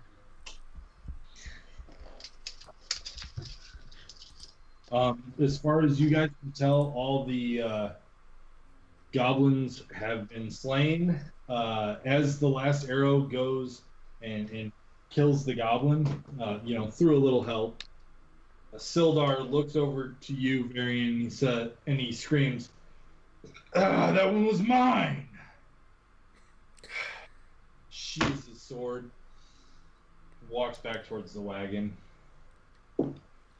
As he does that, I pulled another arrow out after I shot just to make sure there's no other goblins. I twirl it around like a drumstick and stick it back in my quiver and just ignore him. I'm gonna walk around the wagon. Can I get a dexterity check on that? Sure can. Oh my gosh, if he dropped it. Stabs himself. 12. Yes. A Right 12. So. You know, you do exactly what you want to. You twirl it around, you just throw it into your quiver. It's maybe not as cool as you wanted it to look. I'm gonna walk around the wagon and try to help stabilize and. Yeah, can I get a death Make saving sure throw that- from Sigurd? Sigurd's not gonna die on us. Oh god, I was like, "Where's Matt?" But he's actually dead. He actually looks like a That's chair, but in his face was kind of blended in unconscious. with his wall. It's a good angle. That would be a 1 fail there. Ditto. Alright, what'd you roll? An 8. Cool, yeah. Hey, So- can you remind me really quickly on the death saving? You're rolling the d20, and if you get over 10, it counts. 10 If- or over. Over a 10, it's a success. Below is a fail. 3 fails and you die. 3 successes and you stabilize. Okay, thank you. Now, can we move on and rest, or do we have to have him do his death save throws before we can do anything else? We Uh, don't stabilize him. So usually, as combat progresses, death saving throws will happen when it's that person's turn. However, since combat ended in a round which he did not have to throw a death saving throw, I just make him throw a death saving throw right away. And then for I do about every 1 minute to 2 minutes of action that happens around him, I'll make him throw another one and let him stay. So we cannot make it to town. No, you're not gonna make it to town without him being stabilized or stopped. So without, like, I don't have any. Is there a way? Can I stabilize someone without using like a healing? You know what you should do in this instance? Just watch what your sister does. What were you doing? I was gonna go walk over to him and try to stabilize him. All right, I need you to roll a medicine check. And I'm gonna help kill him instead. What'd you roll? 4. Okay. You try to stabilize him using your knowledge of medicine and trying to take some of the herbs that you have, but you have no effect on him whatsoever. Oh, it doesn't count as a. Oh, that's good. You didn't roll 1, so I didn't have you accidentally. I could use some help here. Well, I'm standing right by him. I'll do the same thing. I need you to roll a medicine check.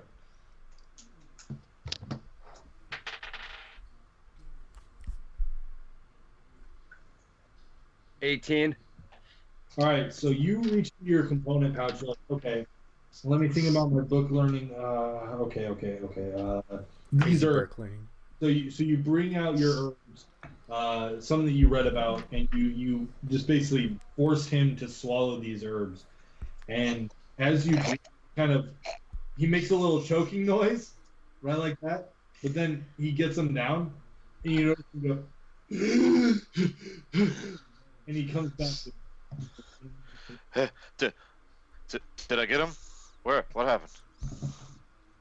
While they're doing that, can I loot the goblin in front of me, please? No, but Sure, seriously, bro. Roll did I get him? investigation. Did I get more? Did I Investigation. get more than Sildar? Yeah, right in the kisser. 14. So you loot the goblin right in front of you. His armor is basically no good, as you just put a giant hole through it in the chest area, which is generally what you want to protect. His weapons aren't very fancy either, but what you do find is about 15 copper trines. Ditto. I know we agreed on this rule times ago, and I don't remember what we agreed on. When I was stabilized, are we calling that 0 or 1? 1. Okay, thank you. Can I go to one of the archer goblins and try to loot their body? Yeah, sure, go for it. Roll an investigation. I'm gonna loot the one on the path. All right, 13. So Varian, you go over to the goblin that was firing behind the tree that you killed as you hit the crystal shard that was in its chest. His armor is wrecked, but his quiver is pretty much intact. You managed to salvage 5 arrows. What was my thing for looting, Eric? Investigation. And I guess I'll do the same thing for the dude in front of me because that's the And last one. 11. All right, roll investigation there, Tanis. Carrick, you kind of search through the goblin. You're looking around. You find 2 silver squares. Tanis. I got a natural 20. So yeah, you go to the goblin.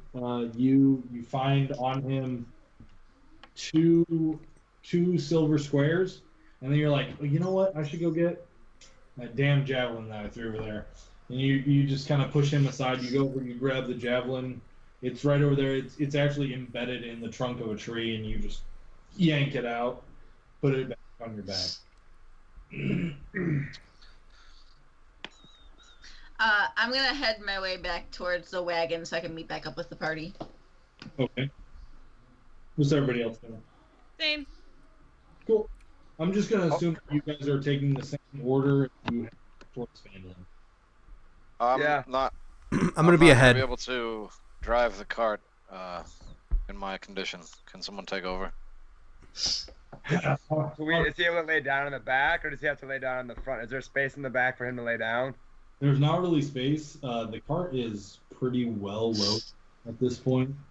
Could you stay where he is if Cyrus drives, since she's so tiny? Yes. There anyway. Sigurd, why don't you lay down over the seat and I will sit on your stomach and drive the oxen? Ricky, how far out are we from? Do we know how far out we are from Phandalin? Oh wait, never mind. Varian, how far out would you say we are from Phandalin based on your knowledge of the current path? Intelligence check. Natural 1. You're thinking about it. I don't know. It could be 15 minutes to an hour and a half. You don't really know. I'm not gonna take a chance. I'm gonna cast Cure Wounds on myself. Okay. Sigurd, even still, I think I should drive the oxen. I think it would be a good idea for us to go to my aunt's house since we know we have a friend there and a safe place to stay. And I know where we need to go in order to get there. That's fine. I just don't want to be a meat shield for the rest of the trip. I'm going to take a 30-foot lead in front of the oxen as well. Okay. How much did you heal? And then I recovered 9. Okay, cool. Mark it. Cyrus, I need you to roll an intelligence check.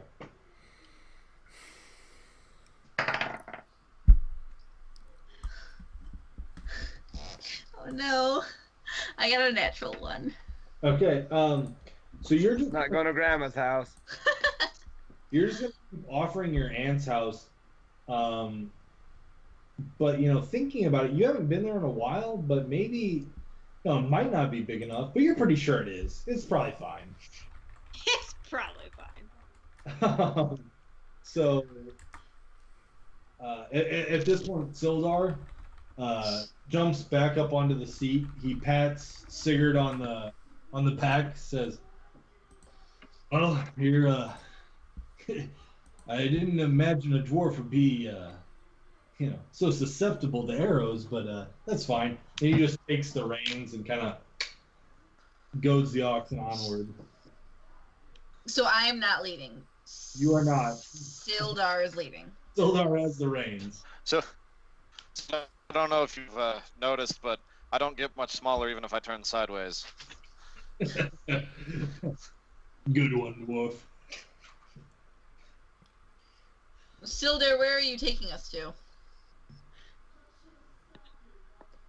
He gives you a look like, God, you're stupid.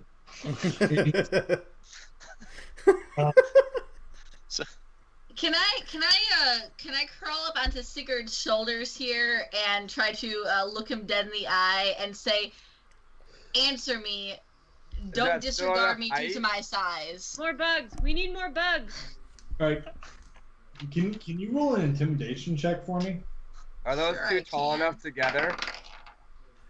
I cast. Wait. I cast thaumaturgy. I reach up and cast thaumaturgy on Cyrus, and With advantage. and. Check with advantage. Wait, I'm doing imitation. can I? But what I cast is You, Matt. you're cutting out, Matt. What? You're cutting out. Where? Oh, I said hello. Hi. Hello. Are we back? Yeah. Yeah. All right. I said that I'm causing her eyes to flicker and change colors for a second. Yeah. I rolled an intimidation crit. While this is going on, I'm gonna roll my eyes at them and go and walk up with Varian away from all the. So that means in total I have 23 intimidation. Yeah. Okay, so he says, "Look, halfling, I apologize. I'm taking us to Phandalin, as was the plan. That's really the only direction that this path goes." Do you have a set goal once we get to Phandalin, or what is your plan there? Yeah, I'm gonna go to the bank. I'm gonna have about 60 gold. I'm going to give it to you. I'm going to talk with the mayor, tell him that we were attacked, tell him that this is bullshit. He needs to get his guards out there, and then we're gonna fix the problem. I feel like I said this an hour and a half ago. I poke Cyrus and say, "Hey, climb down. I'd like to have a discussion with Sildar without the flamey eyes and the yelling." Okay, I'm gonna look back at Sigurd real quick, and then look at Sildar and say, "You may have said this, but I still think visiting my aunt is the smarter choice." Then I crawl down, and give the floor to Sigurd. Sildar, we've what's up, Zach? No, you guys talk. I'll just text him. So, Sildar, I feel like we might have gotten off on the wrong foot. I know that if my cousin would trust you as a bodyguard, then I should at least give you the benefit of the doubt.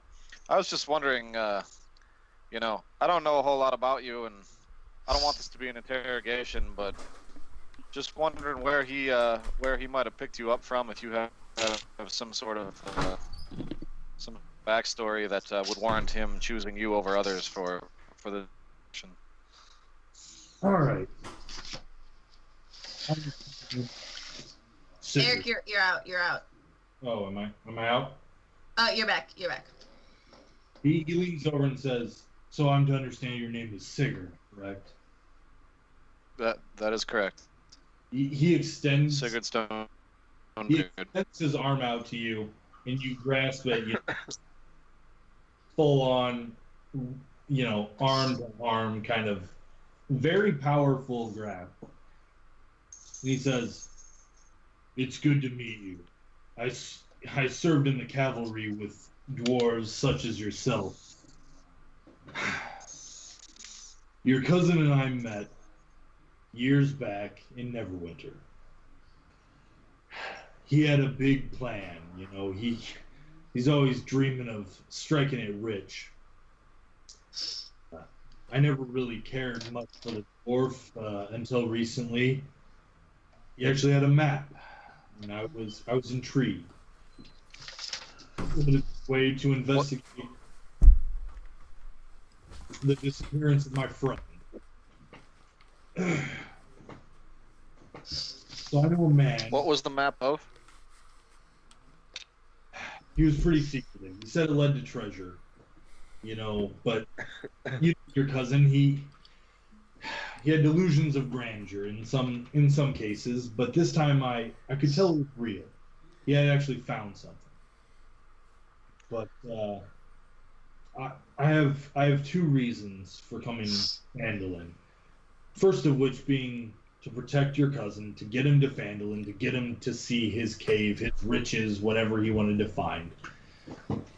But my personal friend Yarno went missing recently in Phandalin. I fear that he might have met a terrible end. I need to get there. I need to talk to the mayor. I need to find out what happened to him. So I think we've had this all wrong all along. We considered you to be Gundren's bodyguard, but you were actually his business partner? The organization that I work for did supply him some coin to get this operation off the ground. Yarno went ahead of me to secure the area in Phandalin. There are wolves. Plenty of wolves around here. He says he went to secure the area in Phandalin, but we haven't heard a report from him in 2 months, at least. We're not really sure what happened. The guild sent me to find out. I need to know what happened to him. He's my dear friend, and I sent him ahead of me to secure the area. I'm sorry, what was his name? Yarno. Yarno? That would be spelled I-A-R-N-O. Albrecht. A-L-B-R-E-K.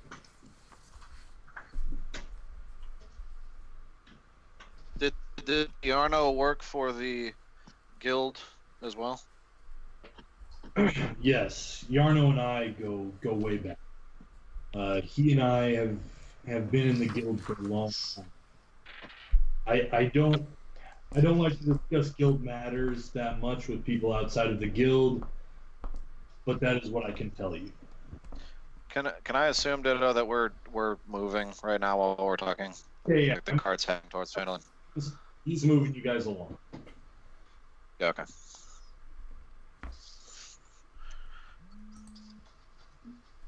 What, do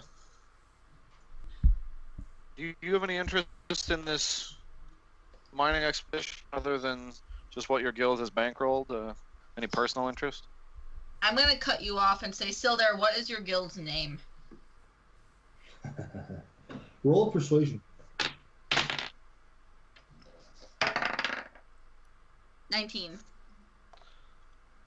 19. Okay. He sighs. All right, listen. Cyrus, is it? I'm part of the Lord's Alliance. I'm sorry, the Lords of what? The Lord's Alliance. Lords of who now? He said this so that only you and Sigurd can hear it. Okay. Is that where the... Tanis, this is information that you already know. Is that where the,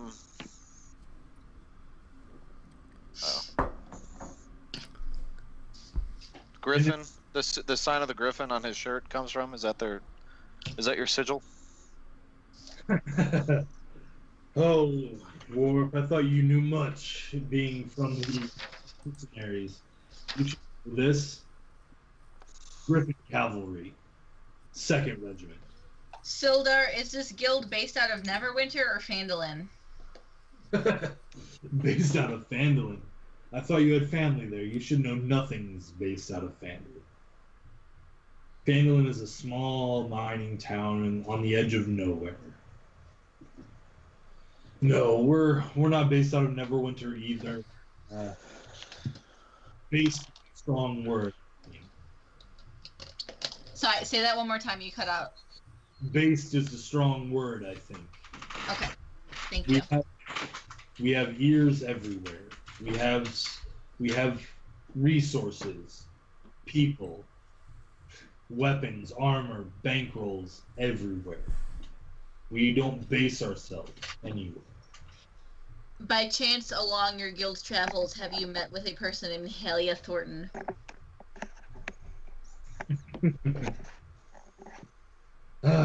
Old Halia. I've never had the personal pleasure of meeting her, but I know of her. Perhaps for different reasons than you. You seem to have a, how to put it nicely, less than perfect background. Am I right? I look straight ahead and stay silent. I'm now questioning having Cyrus up in the cart next to me. He just says, very well, as I assumed. Halia is a little operation out of Phandalin, I guess. So maybe there is something based in Phandalin. Brown chicken, brown cow. And he says, her goals and mine align at times, I suppose, but it's hard to say where her allegiance really lies. Can I try to perceive Sigurd maybe looking at me or treating me differently? Roll an insight check. Sorry, roll a what check? Insight. And Sigurd, let's have you roll. I only had a 4. Well, Sigurd, let's have you roll performance. I'll allow it. I got a 5. All right. Cyrus, something's maybe a little off, but he seems to be normal. You think that maybe you're just a little off guard by Sildar being able to spot you out so easily.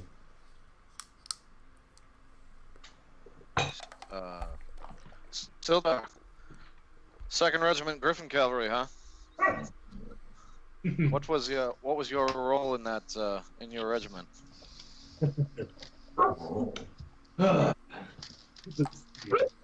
As always. And when he says tip of the spear, his face is hard as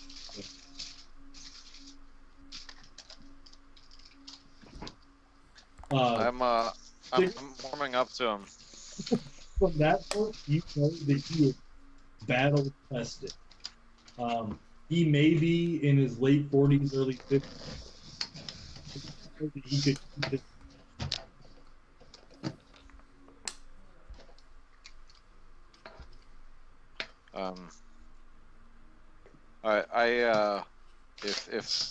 If Cyrus is not going to talk, I continue to make general army chit chat, small talk, telling war stories for the rest of the trip to Phandalin.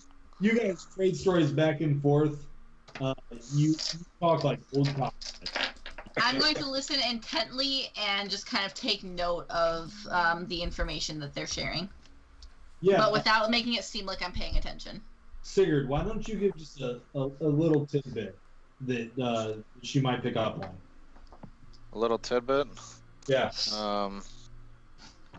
Let's see. There was. Can I generalize it instead of using specifics? Yeah, absolutely. I tell a story, somewhat guarded, about a time when my regiment ran into some trouble and lost many of the men, and I seem somewhat saddened in the remembrance of it. It seems to hit me pretty deeply to even discuss it, but I feel like I've warmed up to this guy enough that discussing the old war stories is not out of the question. And likewise, he is warmed up to you. He tells you a story of when he and two of his closest friends went into a fire, a fight. There was an enemy mage. Spells were flying. They did their best to wade through combat, avoiding spells. But a untimely fireball took out two of his close friends and somehow left him alive. He always wonders why them and not him. And you guys kind of share a moment. Is anybody else doing anything during this time? During the bro bonding? Exactly. Hey now. Hey now, there is a lady in this bro bonding moment. Hey, there can be ladies in bro bonding moments. I'm walking up with Varian. I'm going to say, so what's your deal? Why are you going to Phandalin? Doesn't seem like you're trying to get along with some members of the party. Eric, before they continue their conversation, can you maybe set up the wagon again for me, just so that I can kind of see where everybody's placed? Yep. While he's doing that, can I take an ice break? My bucket melted. Sure. Actually, I'm gonna take a bathroom break while he's doing that too. So, thank you, Eric. Yeah. You are on crack tonight. What do you want? Yes, you. What do you want? I have to put the AFK symbol again. Over all of us? That's all. Giant AFK. Dang it. I want to find that scene so badly. We're all IFK right now. Hey, yes, happy Monday, everybody. Oh. Zach, what? Dude, I want to find that scene for you. You should. I'm not a huge Will Ferrell person. This is funny though. It's not him, it's the kids. I'll believe it. I can't find it, Jeff. I mean, Will Ferrell's is really good in Lego Movie because he has a really small role. Legit. I will. Yeah. Oh, I'll give you. There are times when I like Will Ferrell, but like Elf, I cannot fucking stand Elf. Elf is like the best movie ever. It is the worst. Oh my gosh. No. Really? Hope you find your dad. This is for me. So that seems kind of like a rough statement. Do you hate Christmas? I do. Such a Grinch. I'm actually the Grinch. You look like the Grinch. What about the movie with Will Ferrell where the author writes his life? I could probably do like Cindy Lou Who or something with like the hair up like this. I've actually never seen that one. Stranger Than Fiction? I actually never saw it. Wait, Cindy Lou Who, we can be Who's like we did at the lake house last year. We could. I actually have long enough hair now. Stranger Than Fiction, seriously, one of like my favorite movies. I like hate Will Ferrell, but in that movie he's amazing. What movie? Stranger Than Fiction. Yeah, because he's a writer, right? No, he's not. His life is being narrated by a writer. Oh. I haven't seen that movie yet. It's really good.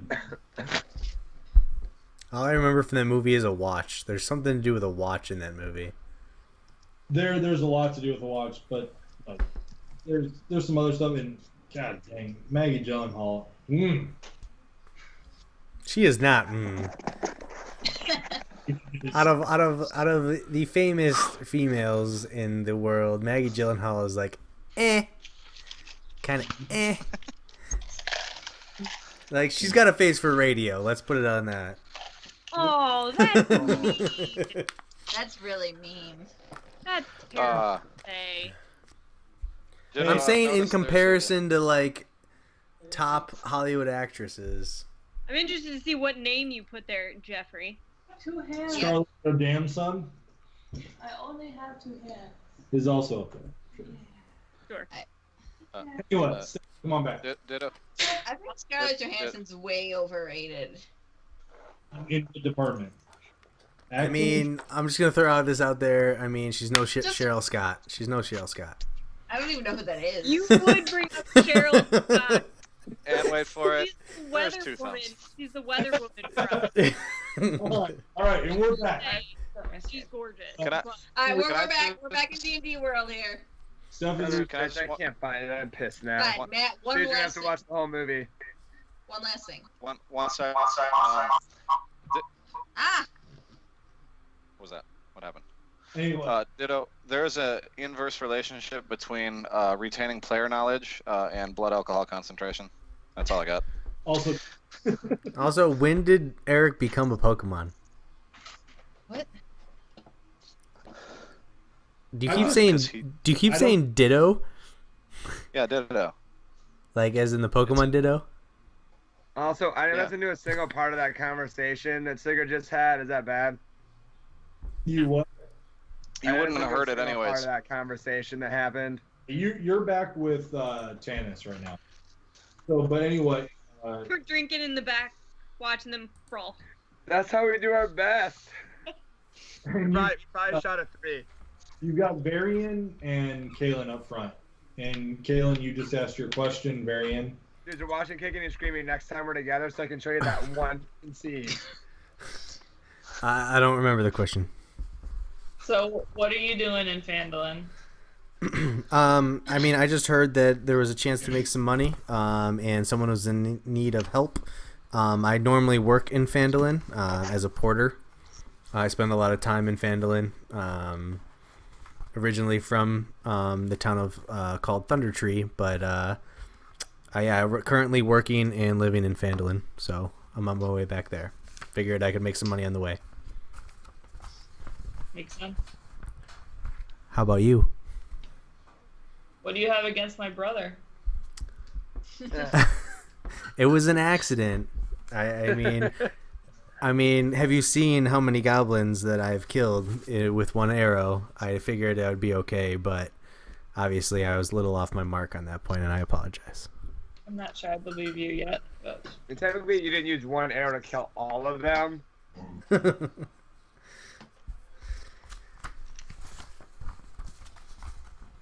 You're not going to answer his question. I feel like Jeff takes this opportunity to like flex his muscles a little bit. Like one arrow. You mean Varian, but I agree with you. Sorry, Varian. No, I can see Jeff flexing his muscles right now. So, Carrick and Tannis, are you guys doing anything, or are you just kind of walking along? We're chilling, keeping an eye out. Cool. So about another half hour goes by before you reach kind of the woods start to thin out. As the woods start to thin out on either side of the path, it opens up to what appears to be farmland. This farmland stretches for about 600, 700 feet out in front of you. You can start to see a little bit of steam rising on the horizon as you're nearing Phandalin. The closer, Eric? Oh, sorry. I thought you were done. Go ahead. the closer you get, the more farmland you see. And the farmland slowly starts to give way to small farmhouses here and there. Blue and red roofs out here make up the tops of the buildings. It starts to get a little more dense as you believe you're getting into Phandalin proper. What's up? Do I recognize any of these farms as my aunt's farm? No. So what you know of Phandalin, which is quite a bit, is that you're coming in from the north, whereas your aunt lives to the south of the city square.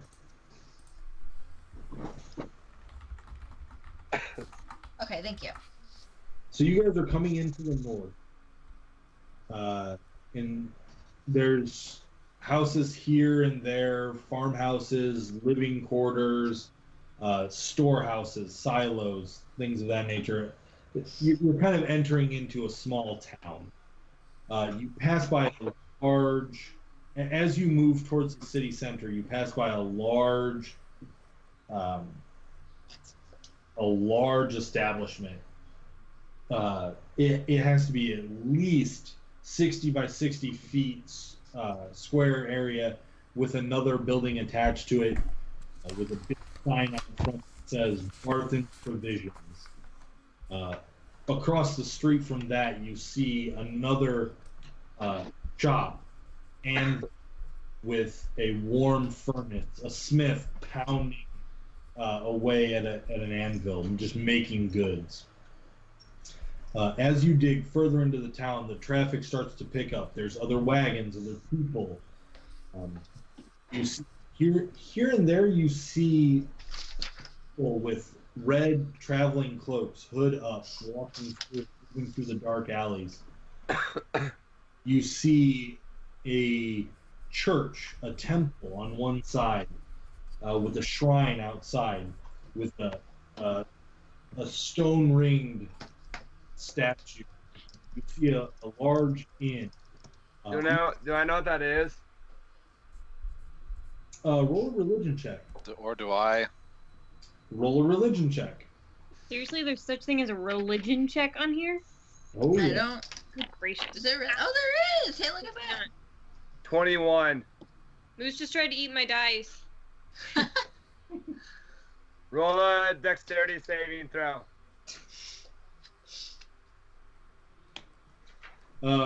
Sigurd, what'd you get? Sigurd is frozen at the moment. Sigurd! I got an 8. Hello? Hi. Now, I think I lost 2 guys. yeah, what'd you roll?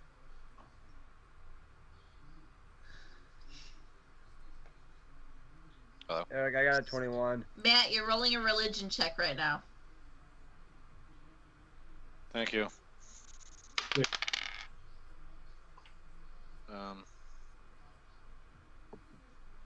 It's 18. Okay, so you're still kind of absorbed in your untrust of Varian and kind of walking through the town together.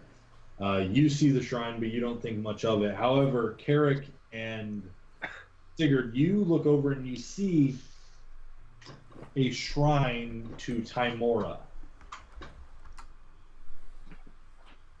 What you know of Timora is that she is the goddess of luck.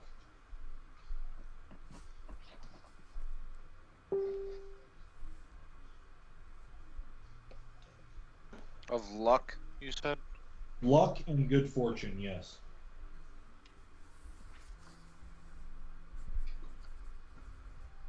But as you guys pass the temple and the inn, so the temple's on the west side of the street, the inn is on the east, you are basically entering the town square. It's a large open area. There's a shop set up here and there selling various fruits, vegetables, things of the season. And you see this kind of bustling city center. It's then that Sildar pipes up. All right, guys, it's another 100 feet or so to the mayor's residence. Well, I would call him a mayor, but I suppose around these parts he's called the town master. See that building over there with the large red roof? That's what.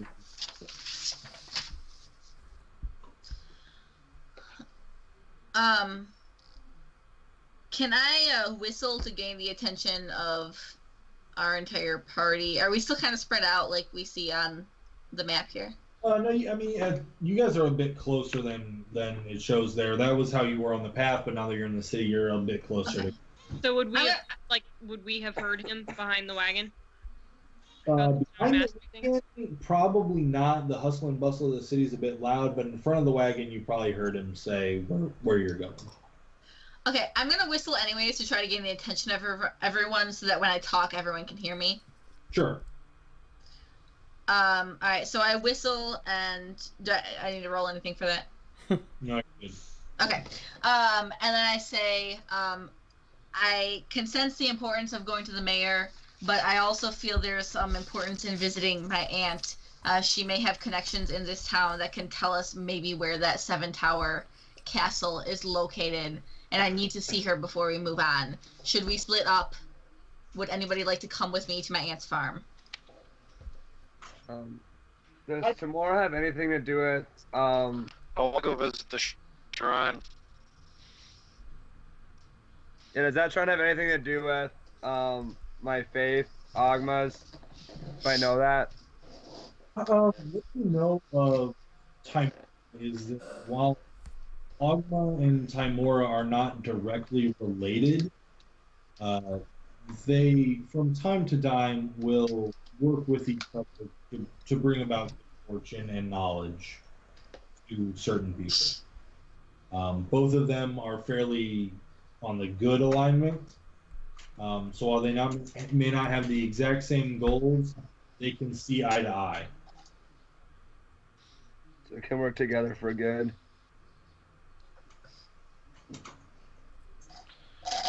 Well, the whole point of this trip was to drop off these provisions, right? Should we do that first before we settle anywhere else? I agree, because otherwise we're gonna have to. Oh wait, no, I can't hear you. Never mind. Sorry. No, at the point the wagon has stopped and everyone's kind of getting together. You can hear that. Oh, okay. I agree, because otherwise, no matter who goes where, we're gonna have to guard this. So we should try and disperse all of this first. Do we need all 7 of us in order to do this? Why don't I visit my aunt and I will meet you back up later on this evening? Sildar jumps down and says, "All right, look, I understand that you all have something to be doing. I'm headed to the Townmaster's Hall. If you need me, I'll be there. Please come visit me. I do have a reward to give you for getting me here safely. Find me at some point." He looks to you, Tanis, and he says, "Tanny, look, I know we haven't seen eye to eye always, but I would like you to come find me at some point." Do you want to come with us to help find Gundren? Is that the name? Gundren? Do you want us to let you know before we leave? Don't leave town without letting me know. Okay. All right, Tanny. I'll see you later. And he waves and he gives a little nod to you, Sigurd, and he heads his own way. Are we taking the provision? Like, where are we taking this cart, anyways? Are we taking it to the Townmaster? Roll an intelligence check. Damn, we don't know we're taking the cart. Why are you wearing a tie? Why have you not asked the guy who just left? We're supposed to be for him. 18. We need to. So you remember that you're supposed to be taking this to Barthen's Provisions. To where? Barthen's Provisions. The place we passed. Yeah, we It's just on the saw north this side one. of town. Let's turn this around and head back to that shop before we do Get anything. on your blanket. Yep, drop out provisions. Let's do it. Eric, you're frozen. No, you're not. Never mind.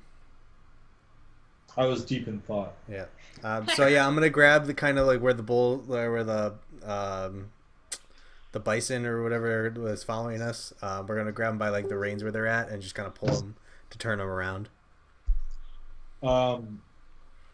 Cyrus, are you staying with the group or are you headed towards the farm? I do know. Wait, hold on. I have to look at my notes here. I'm sorry. I do know some of the members of the Barth Provisions Association. I will come with you guys if you promise me we can visit my aunt before we leave town. I just yelled that. That's Why fine. not? That's fine. And I finished turning the bison around and head towards the provision and keep continuing. All right. I go with them. Somewhat reluctantly. Okay.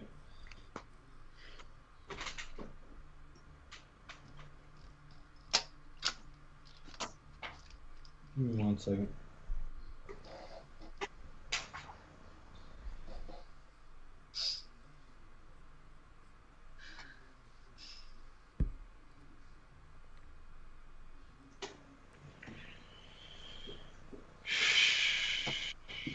All right.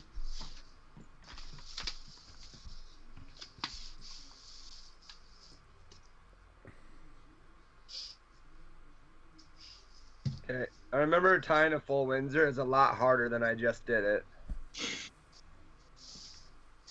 And again, I ask, why are you wearing a tie? Also, where did you get a tie from? Anyway, It was lying on my ping pong table because I wore it last night to the wedding.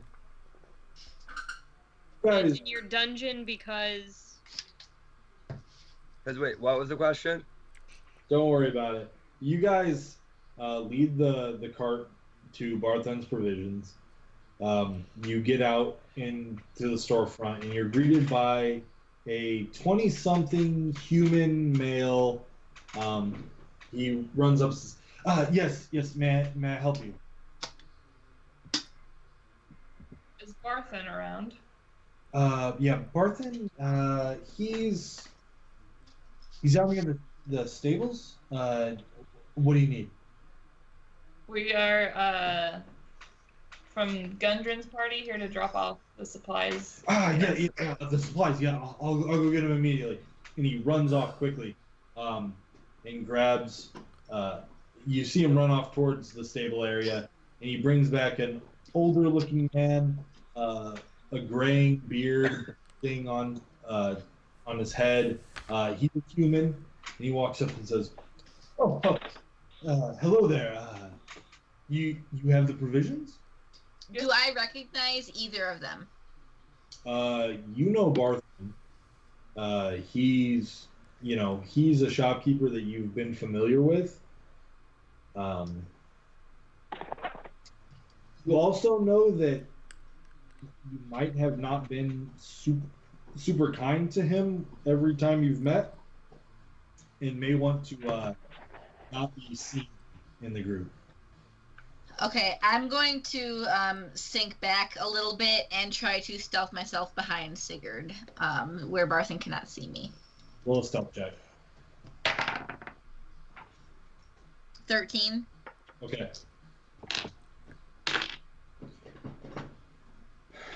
So, I understand that you have the goods for me from Winter. Yes? Yes. Perfect. Please bring the oxen around, bring the cart back to the stables. I'll have my hands unload everything. What were you promised again? I have no idea. I have no idea. Harold,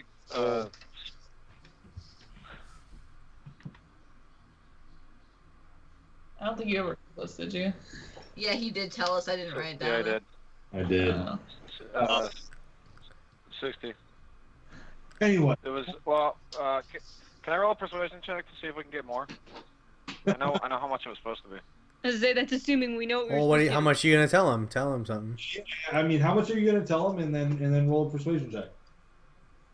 We were told we were gonna get 12 gold a piece. Persuasion check. Ooh. 19. 12 gold apiece. And he pulls out a slip of paper and a small abacus, and he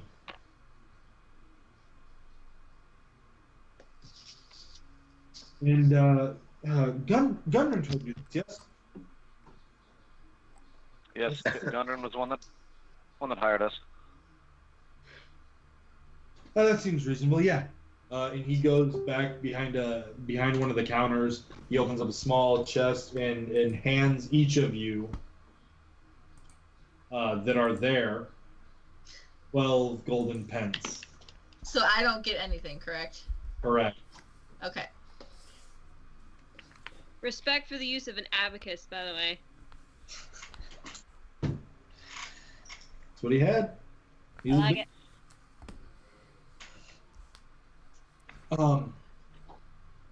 Thank you for the goods. Can I just do anything while you're in the shop?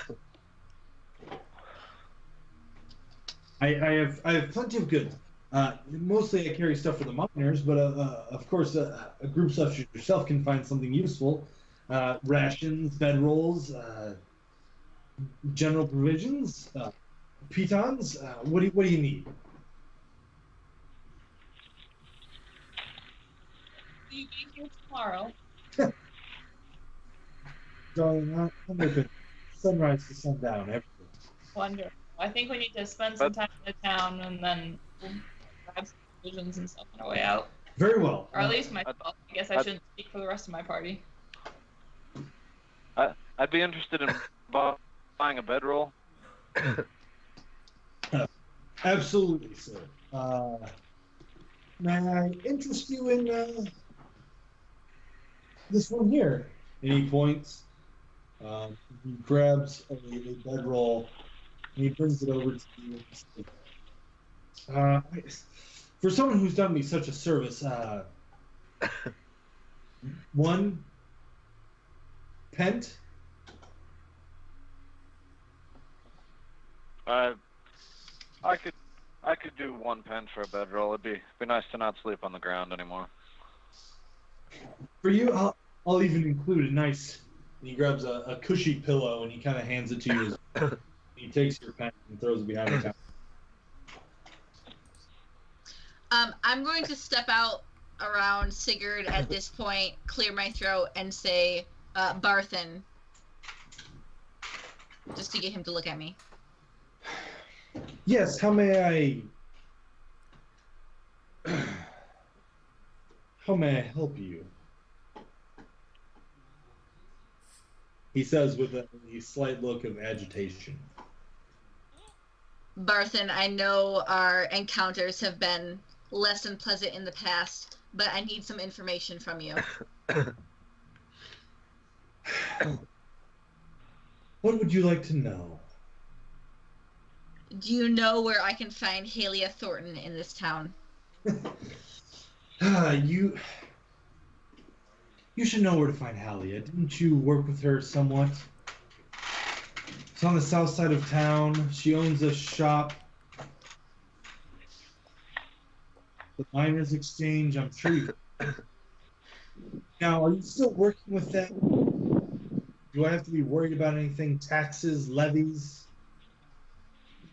You have nothing to worry about from me. I have left that line of business. Good. Then get the hell out of my shop. I look at my party, and I quickly scurry out the door. Now, the rest of you, have you any business here?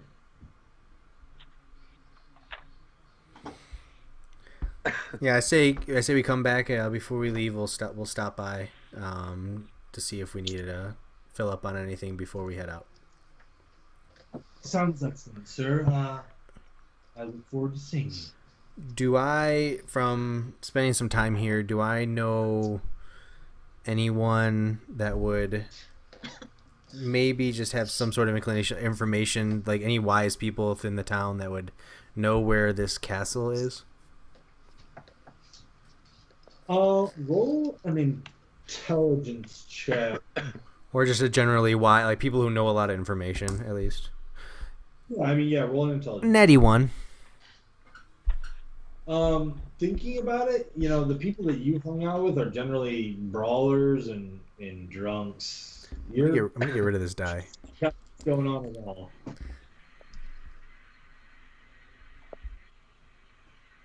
I'd like to. Barthen, have you seen Yarno recently? I'm looking for his whereabouts. Yarno.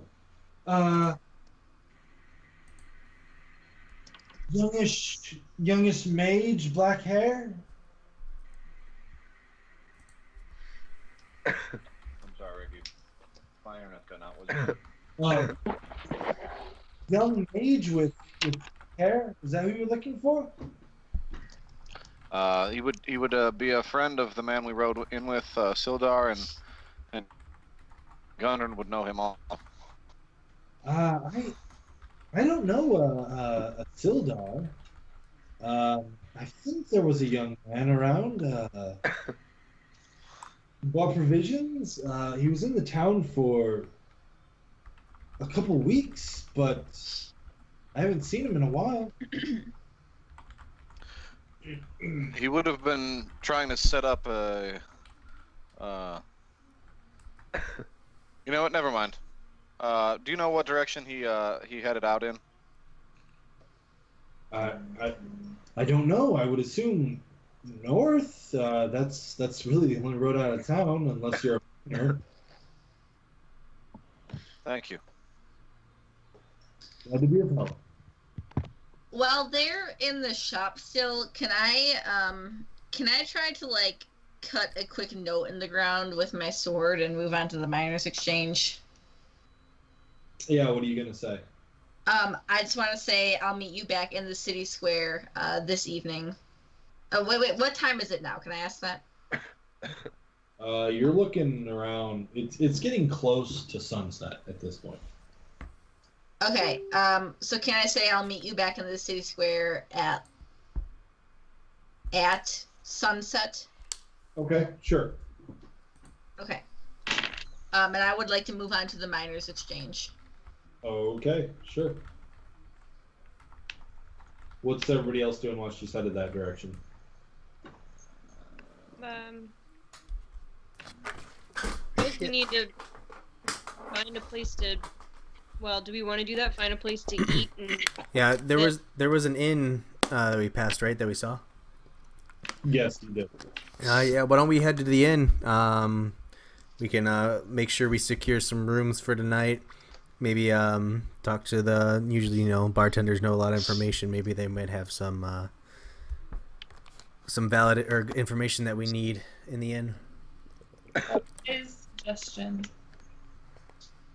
Okay. Before I leave, can I ask that shopkeeper if there's a shrine to Ogma in Phandalin that we don't know about? Can you what? Ask if there's a shrine or a temple to Ogma in Phandalin that I didn't know about. You're gonna ask Barthen? Yeah.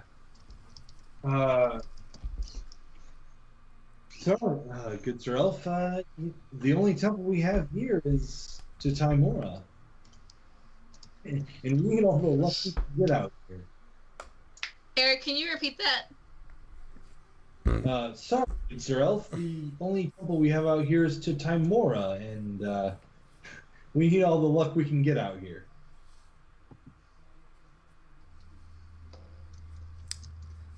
I head back with Tanis, I guess, was the one who suggested it, to go to the inn. Do we know what the inn is called? Can we find that out when we get there? I need both of you to roll a quick perception check.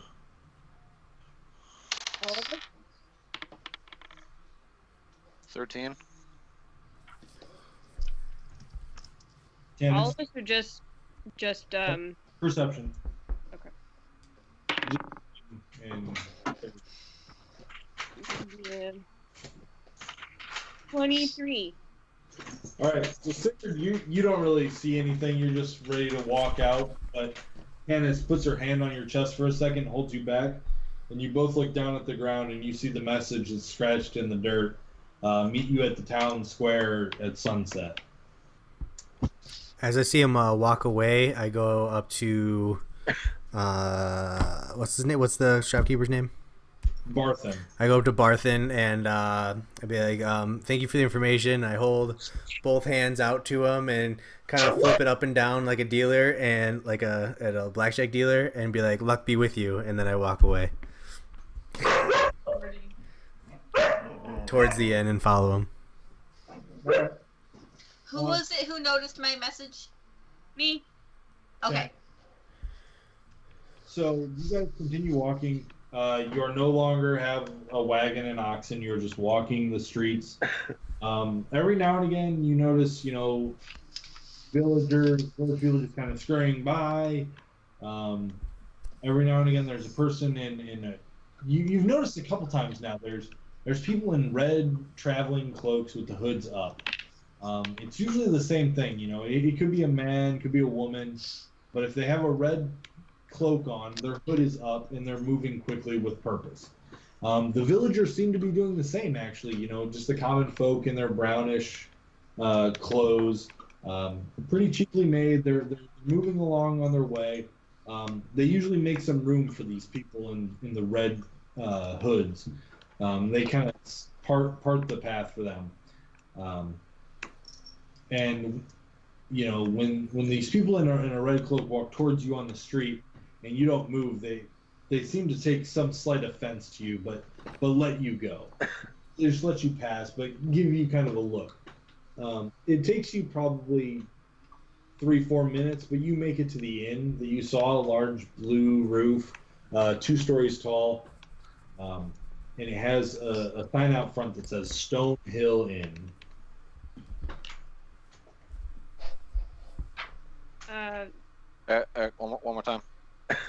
Stonehill Inn. Thank you. So who's all with us? Is everybody with us except for Yeah, it's everyone but Cyrus. Eric, I have written down that the Stonehill Inn is in Neverwinter. Is there another one that? It's a chain. That's in Phandalin. Okay, let me change my notes here then, because that is wrong. There's Stonehill and Phandalin, Stonehill and Neverwhere. It's all over the place. Brand nowadays. We're basically the new Holiday Inn. I brighten at the I'm assuming there's a bar in the inn. Wait, can I roll a perception check to see what's in the inn when we walk through the door? Yes, you may. Damn it, so close. 22. Yeah, so you look around. What you see is you enter the inn. You open the door and there's an instant bit of warmth. So the sun has gone down, is starting to go down, and it's starting to get cooler. But as you open the door, there's a hearth roaring with fire. It opens up, and you see off to your left, there's a set of stairs, but past that, there's a bar area. It looks like they have a pass-through, which leads to a kitchen. And it looks like they have quite the selection of ales and whiskeys that you might enjoy. Off to your right, there are tables set up, some along the wall, some in the middle, some near the hearth, some near the doors. You see a what appears to be an overworked barmaid running around, taking orders, delivering drinks. You see a couple tables of rough-looking people. At this point, the tavern, the inn is not packed, but people are starting to trickle in as the sun is going down. There's less light to work. You see a group of what looks like miners in one corner. You see an older man reading a book near the hearth. You see a group of people gambling on cards and shouting, throwing down money, and having you see a set of older looking farmers in a booth just enjoying some food, and that's about it.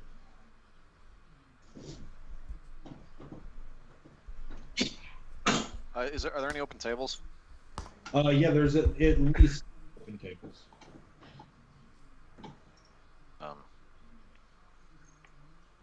I'll go and talk to. Can I? In the corner and go sit down. Okay, yeah, sure. So you guys find a table that has one of the larger tables that has 8 chairs around it. You each grab a chair and kind of sit down at the table.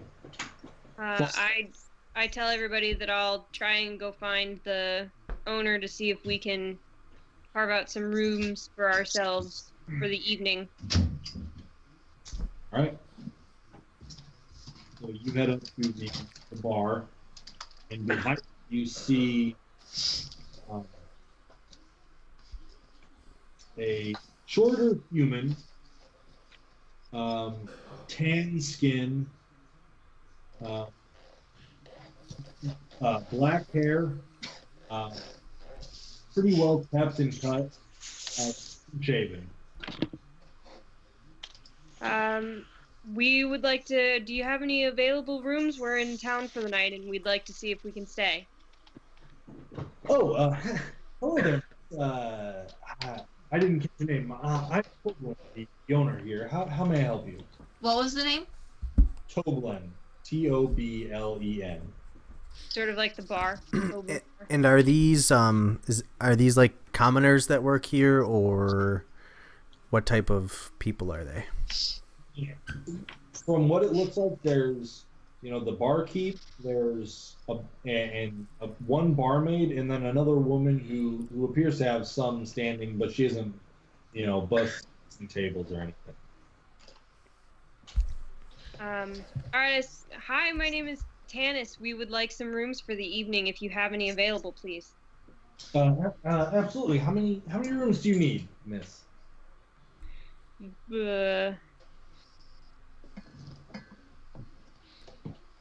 5. 5 rooms. Could you make do with 4? Yeah, I think we could make that work. Okay, well I have 4 rooms available. You know, I heard this is a chain. Is there any way we could get a group rate since we've got so many rooms that we're checking out here for you? We're bringing a lot of business. As you can see, we've got some heavy drinkers around here. Well, it really depends. Do you plan on drinking and eating breakfast? You know, I'll definitely talk to my group, but I'll say it's probably on the table. I mean, as I said, we're only in for one night, and you're not only the only establishment, you're the best establishment in town, of course. As you're talking, I kind of step up next to Tanis and set my arm. I think they're at the bar, so I set my arm against the bar, and I want to see if they notice me, because due to my rustic hospitality, if they kind of see me as one of their own, if they would maybe give us a deal.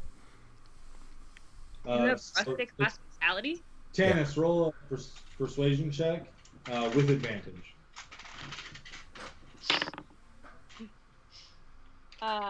9. With advantage? What does that mean? 2d20. Roll again. Roll twice. And take the highest. 13. Okay. You know, as Toblin is talking to you, and Varian, you kind of stroll up and kind of gingerly lean on the counter. He's talking to you, Tanis, but then he says, "Oh, my old friend, what? A room for the night?" Yeah, room for myself and my party. We're looking to rest up. We've had a long day. Taking out some goblins. So if we could have some rooms. I think I can find a room for you. Are you gonna get in the pits a little bit? And he raises his fist and kind of shakes them. Are you brawling this week, or are you just passing through? I mean, if we're in town, you know, I'm always up for held at my fist and a little brawl. And but it depends on what brings us here. He shakes his head, reaches under the counter, brings out a tankard, fills it with ale, and slides it to you, and says, "You know, my money's always on you. So you're with her then, yeah?" Yes, I'm with her. Yes. That's a fine catch there, eh? He gives you a little wink. I kind of look over to Tanis, see if she's looking at me. Is she looking at me right now? Yes. And I just like kind of give like a very, very subtle nod, like almost like a no movement, but like eye contact with the bartender. Didn't say anything back to Toblin? Yeah, just the eye contact, and just like my eyes shift over to Tanis and just kind of silent, just kind of like not in front of her. All right. Oh. All right. Yeah. I can get you some room. Let's see. Shall we expect you for breakfast in the morning? I kind of look back to the group and just yell out, "You guys want breakfast?" Yes. We want ale. All right. That and I can get behind. He pours another tankard, sets it on the counter with the barmaid, and she's a redhead, kind of a freckled face. Comes over quickly. She seems overworked, but she runs over, grabs the tankard, brings it over, sets it down in front of you, Sigurd, and kind of holds out her hand, kind of expectantly. I give her 2 silver squares. And I say, I didn't know they come in pints. And she says, "Thank you, kind sir. I appreciate it," and runs back to the bar.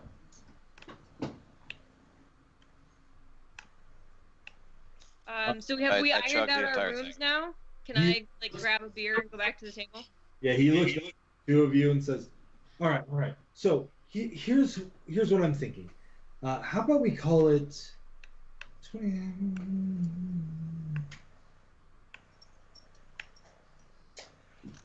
night of drinking, breakfast in the morning, 4 rooms, and we call it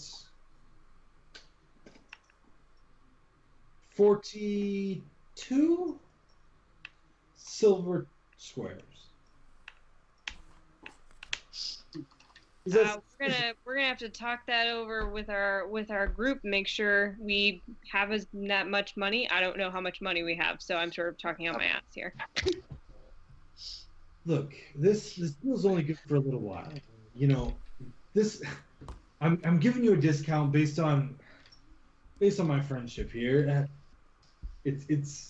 I got other patrons coming. I might need to get rid of the rooms. Do you want the rooms or not? I scream out, was it 40, how many? 42. I scream out to the party, 42 squares, and then just kind of motion over to the party, and I hand him 16 silver squares. All right, he takes them in his hand. Pay the man. Can I say a dumb question? I don't even know what I have as far as that goes. How do I tell? On your equipment, Suze, on your character sheet, there's a section. You see the CP, SP, EP, all that on there. Yeah, which one's Bottom the middle. silver squares? So the first one, CP, is the trines, which is the copper pieces. Underneath that is the square silver pieces. Oh, so that's what we're doing here, the square silver pieces? Yes. So in Sue's, it's a 10 system. So 10 copper trines make a silver square. 10 silver squares make a golden. Oh, okay. And Varian just gave him how many? 16. 16. Oh, because that's how much we got from the thing. I guess I'll do the same. Okay, so you both give him 16. So he's looking for 10 more. I'll give him 10. All right, so Carrick, you also hand him 10. He looks it over. Very well, and he puts it behind the counter, and he says, "All right, a night of drinking, I suppose. 2 of you have ales. What would the rest of you like?" My ale's gone. As he's waiting, I flip a gold piece towards him and just say thank you. You said what?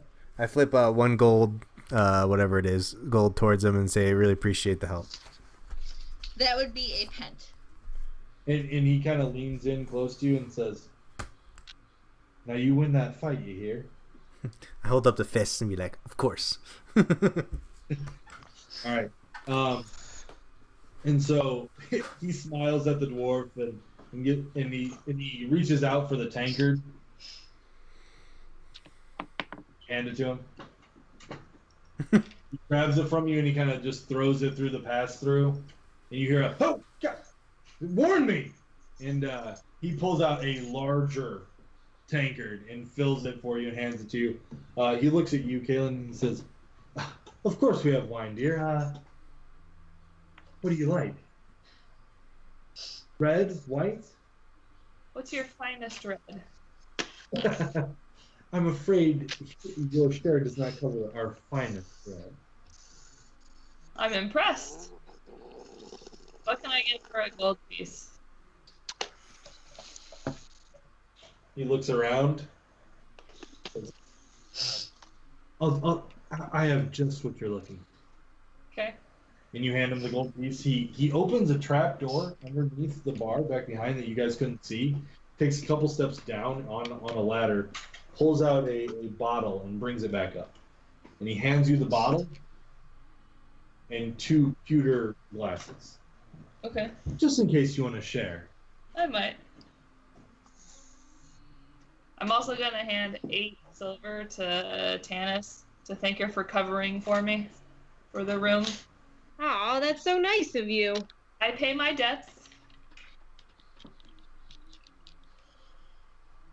And then I'm going to go back to the table with Carrick. Carrick, would you like to join me? Yeah. I need both of you two to roll an investigation check. As he goes through, he hands ales to those who want it. 22. 19. Okay, so the both of you have been raised in kind of a higher society. This bottle of wine might be considered nice for here, but it's not really all that nice. It is of a higher quality than probably the swill that you would have gotten, but it's not what you're accustomed to. I'm still at the bar and I'm talking to. Man, I gotta get better with names. What's the bartender's name? Toblin. Oh, I had that written down. Toblin. Yeah, so I talked to Toblin and I ask him, or I tell him, hey, we're looking for something called the Seven Tower Castle. Have you ever heard of it? What? Why would you be looking for that place? I mean, I've heard of it in rumor. You know, I mean, it's to the north. Some old crazy guy went there with a bunch of cult followers and tried to build a castle. No one really knows if he succeeded. The madman went out into the woods, tried to build a castle. Something we're looking for, we heard, is in that is supposedly in the Seven Tower Castle. We're just trying to find out if it's myth or fact. So we figured we'd cover our bases. Well, I mean, you do hear hunters come in and speak about seeing an old ruin in the woods, but I mean, how much can you believe of those guys? They're practically crazy to live out there on their own. Are any of these hunters around? Have you seen them? Well, there's the two brothers. They only hit Phandalin every month or so. Is this month the month that they're here? They don't like to stay at the inn. They stay on the outskirts. They just come in and they trade. But come to think of it, I think I saw them 2 weeks back, so they're not due for at least another fortnight. I thank him for the information and just continue drinking my ale. All right. Variant cheers. I'm gonna have all of you roll Constitution checks. Who is this for drunkenness?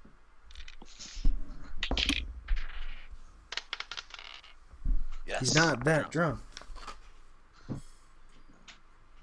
20. Oh. Okay. What everybody get? 14. Okay. 9. Okay. 12. Okay. 20, including modifier, not natural. For sure, yeah. So the four of you are doing fine, other than Carrick, who's starting to the wine go to his head. Typical. He's still young. He's still learning how to drink. As you guys break. as you guys go through the night drinking, ale is refilled, the glass is coming back to you. However, as the night goes on, Carrick starts to get more and more drunk and kind of listening around in his chair. And so you're saying that it's night right now? Does that mean that nobody's coming to meet me in the city square at sunset? so far, no one has come to meet you. It is about sunset. Where? Let's go back to you. Where were you trying to go? I was heading to the Miners' Exchange so that I could go see Halia Thornton, given the information from Barthen.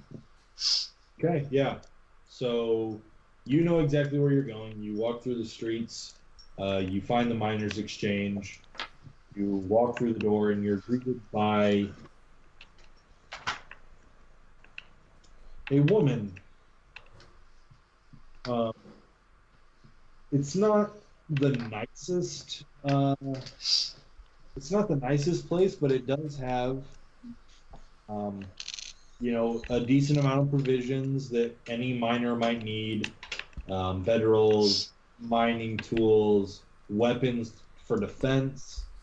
And behind the counter is a human woman who you believe to be Halia Thornton.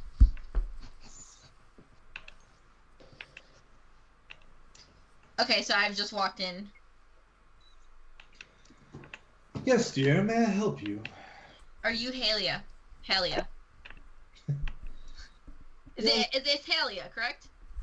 It's Halia, yes. Halia, okay. She looks about the shop. It's there's no one else in there. It's just you and her. She says, "Look, dear, we don't have to go through this, you know. There's no one else here. We can acknowledge that we know each other. Young Fang, how are you?" I hear you may be I'm going to ignore her question and say, I hear you may be of help to me. I'm trying to find the wizard Glassstaff. And I would also like to know if he has anything to do with the abduction of an associate named Gundren. That's a question. Sorry, say that again, you cut out. She rolled eyes at your question and says, "Darling, we've known each other for how long? Your aunt and I go back. We've worked together before. You don't have to play coy. There's no one in the shop. Yes, I know we usually go through this rigmarole, but it's just us. Yes.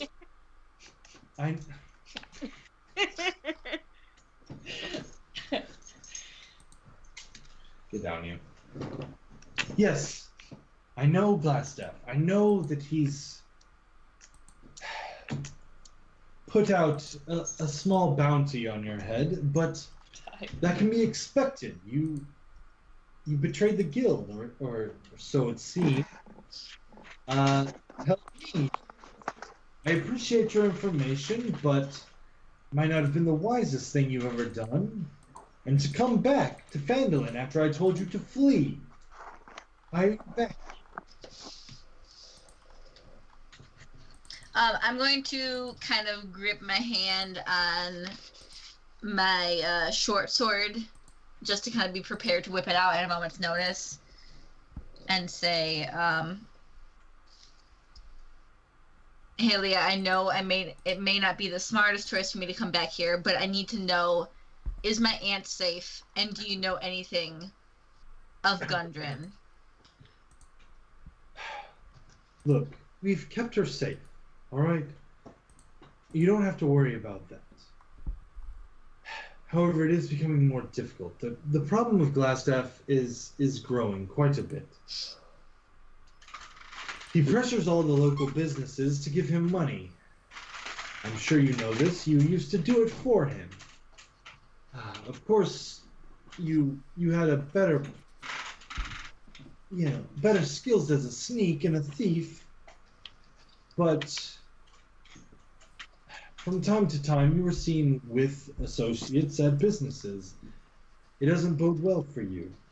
It didn't bode well for your aunt, but we are keeping her safe. Nothing has come to her of any harm, but the problem needs to be dealt with. As far as the other name you've mentioned, I've no idea. My whispers don't reach me to that. I'm going to lay 3 pence on the counter in front of her and say, perhaps I could convince you for some more information. Dear, what do you need to know? I need to know where the 7 Tower Castle is. As you say that, you look down the gold pence are gone. You don't know. You didn't even notice her take them. Okay. And she says, "Look, darling, my spies are good, but you're chasing a myth. It doesn't exist. No one's heard of it. No one who's gone looking for it has come back."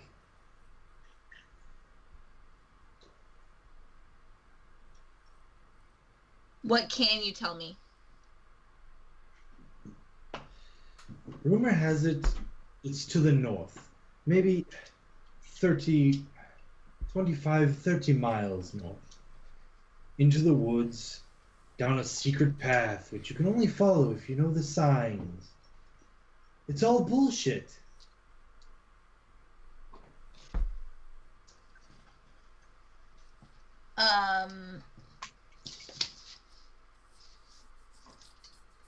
What signs do I need to know? Have you not been listening, dear? It's bullshit. It doesn't exist. There are no signs.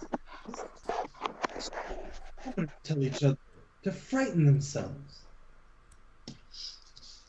Okay, I'm gonna flip one more pent onto the counter and say, please keep my aunt safe, and please do not let anyone know that I have been here to visit you.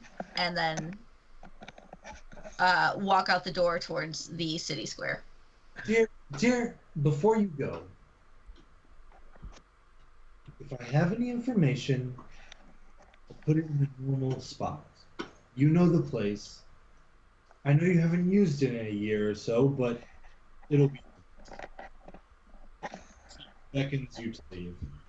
Okay, so I'm gonna head back out to the city square, and I'm going to try to be somewhat stealthy and wait till I see a member of my party before I like fully come out into the open. So is there?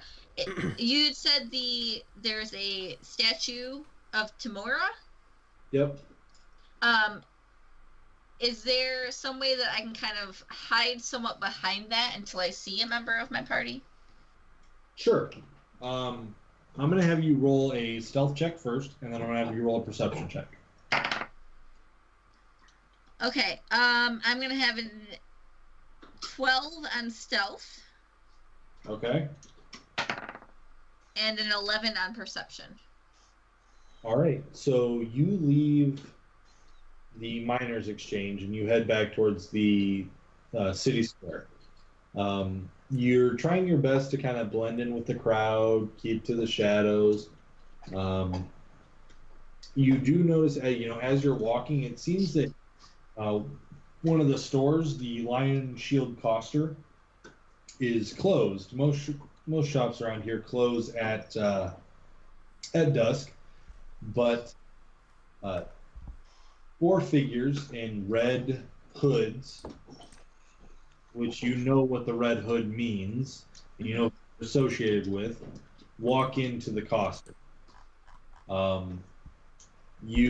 You think to yourself that you need to kind of keep away from these people. You continue onward, don't investigate, move towards the shrine, and you act like you're praying at the shrine. And you wait for one of your party members. Back in the tavern, Yep. put my ale down and just kind of talk to the party. Where's the little one? And I mentioned the sign that I saw, and now that we're getting close to dusk, it's not quite dusk yet, right? You guys have been drinking for a little while. It's probably been a good half hour or more since the sun has set. Okay. Oh my goodness, I'm so sorry. I forgot to mention it. I saw she left a message. We need to go meet her in the town square. I will go. I completely spaced. Does anybody want to come with me? I'll go. Pick me. Instinctually raises his hand and then falls out of his chair. I'm gonna say you should probably stay here, Sigurd. You seem to be enjoying yourself quite a bit. Wouldn't want to get in your way. That was Carrick. I should. Oh, it was Carrick? Sorry, I thought it was Sigurd that raised his hand. I'll say I'll go with. We need to get her back. We should turn in for the night and get going early tomorrow. I'd like to accompany you as well. I kind of give a shitty look towards Sigurd, be like, fine.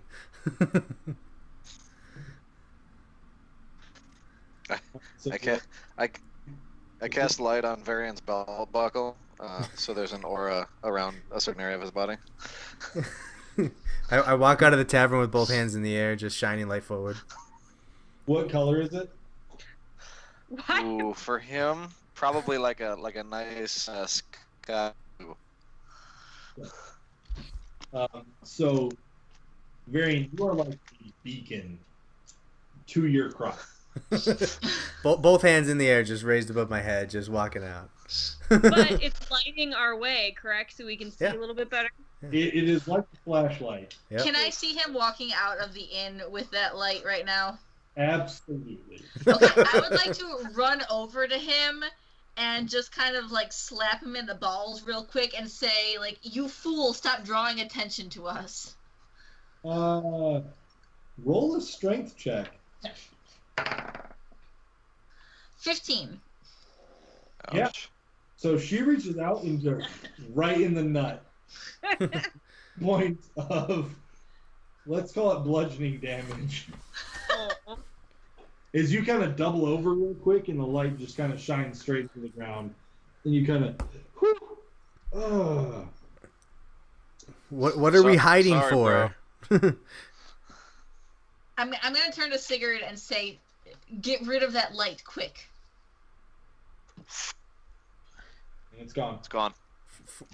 I'm just on the ground. Just what? Why? Why are we hiding? We've spent some time together now, and I feel that I can maybe entrust in you some information. I used to be a member of the Red Brands. I would wish to share no more information with you. But I have noticed that they have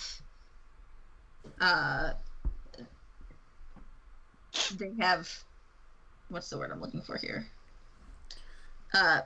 Personnel. I don't have a good word for this. Do I know what the Red Brand is? Positioned all over towns, and we need to be careful to not draw attention. I am not in favor with them. All right, I have questions, but if there's any sort of danger, we should probably get back inside the inn. I have a request. You have a request? I am friends with the Miners' Exchange. I know them well, and I just saw a number of Red Brands enter their abode. I would like to go and check that out. Can it wait till the morning? You actually saw them go into the Coster, not the Miners' Exchange. Also, Steph and I only got like 5-10 more minutes. Oh, sorry. The Lion Shield Cluster? Yeah. Okay, sorry. That's what I meant to say. Can this wait till the morning? Cluster. Answer Jeff first. I'm sure it may be able to wait until the morning, but I would definitely like to know what's going on. Is there still? I also have information for you about the Seven Tower Castle. Has Sigurd turned my light off yet? My crotch light? Yes. Ah, damn it! All right. The Lion Shield Cluster, that was the symbol on the crates and barrels of goods in the Goblin Cave. They're in this town? They are. I've had dealings with them before. Why would they have provisions stored in a Goblin Cave? That is something I cannot answer you, but if they are affiliated with the Red Brands in any way, you can assume that... Hey, Sigurd, why don't you roll an intelligence check for me? Something no good is happening.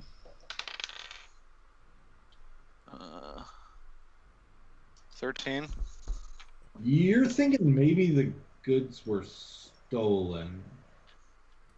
I'm thinking that based on nothing, just on my own thoughts.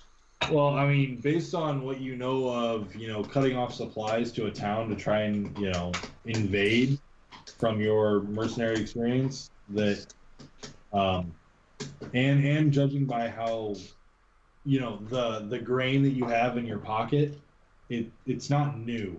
It's old. It doesn't seem like it was stored so much as it was taken in place there.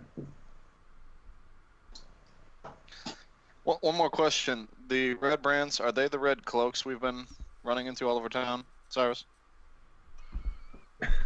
They are. All right, I know we've got a lot of questions. As long as this can wait till morning, let's get inside and rest. If you're saying it's not safe, let's get inside. I crawl into the inn and say I'm going to bed. Yeah, I'm finishing line and heading up to one of the rooms. I'm apparently already Carrick asleep on the up the floor. stairs. He just passed out on the I'll help Carrick up the stairs. Lady Tanis, may I please room with you for the night? Sure. Who else is doubling up? My plan was the siblings, so I'll room with that's Carrick. okay. I hear Cyrus ask Tanis to double up, and I just like smile as I keep crawling up the stairs.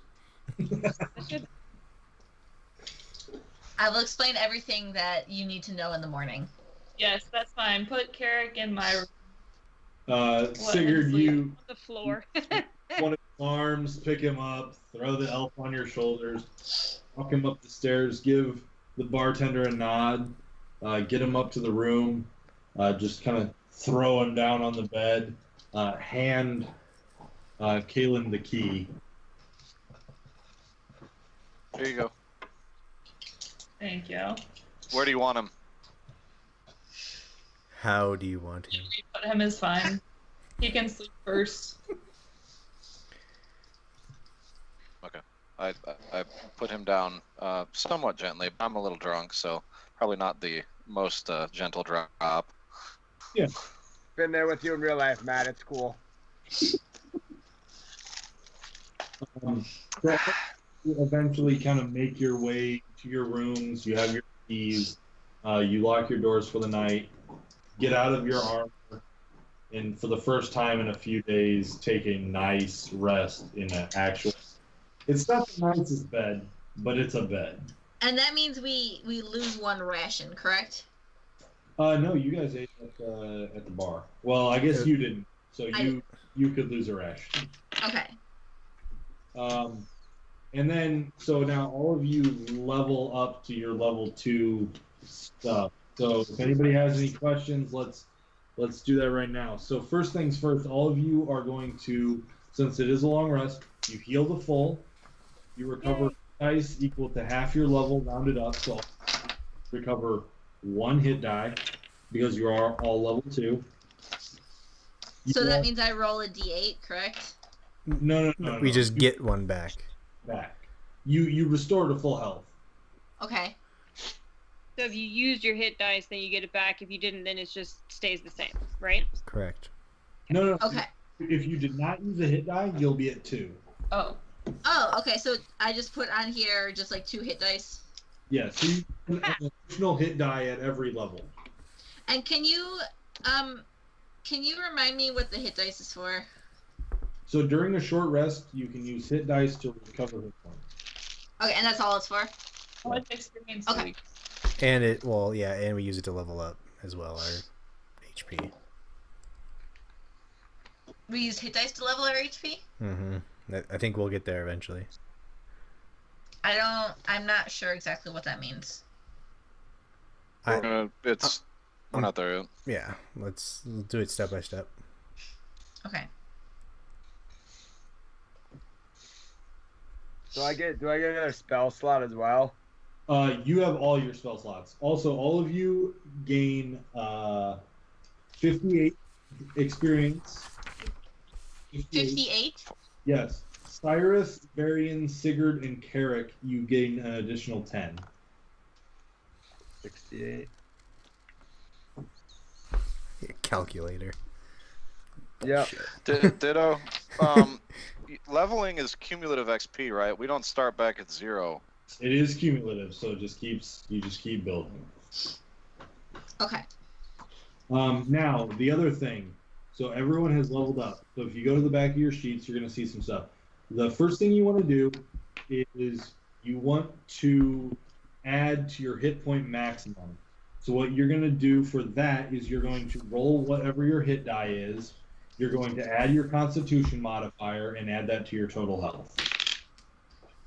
Wow. Can you tell This could get me? big or bad.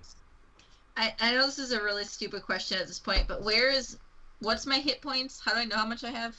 Your hit point max is 9. It says hit point maximum in the middle underneath your armor class. In the current hit point. So I'm Yes. adding to that then. I'm changing what my maximum is. Correct. So you Take your roll. For you, and it would be roll 1d8 plus 1 and add that to your hit point maximum. Okay, so I rolled a 4 and I add 1, so that means I have 14 current hit points right now. Yes, that's your maximum as well. Okay. I'm sorry, Eric, were you talking to me when you said 1d8 plus 1? No, I was talking to Annie. For you.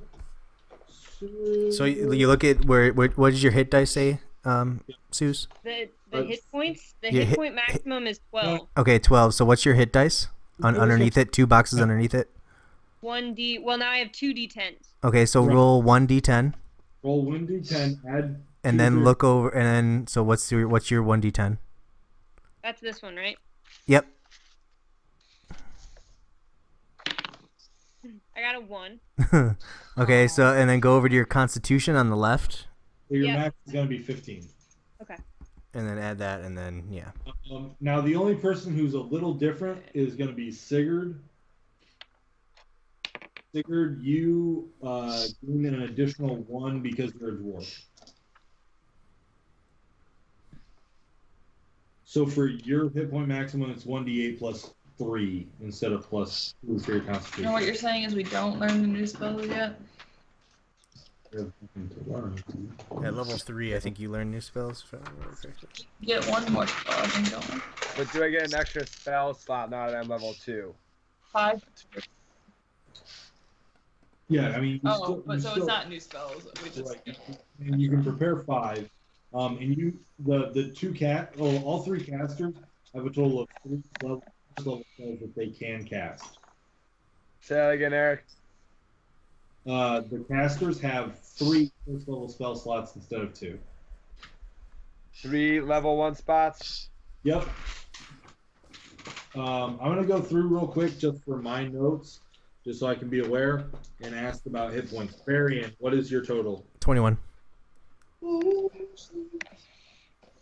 Okay.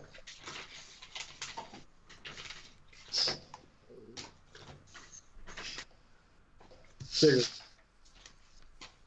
Sorry. 19. Okay. That's with the plus 3, right? Correct. I rolled a 5. Cool. Janice, I have you at 15. Correct.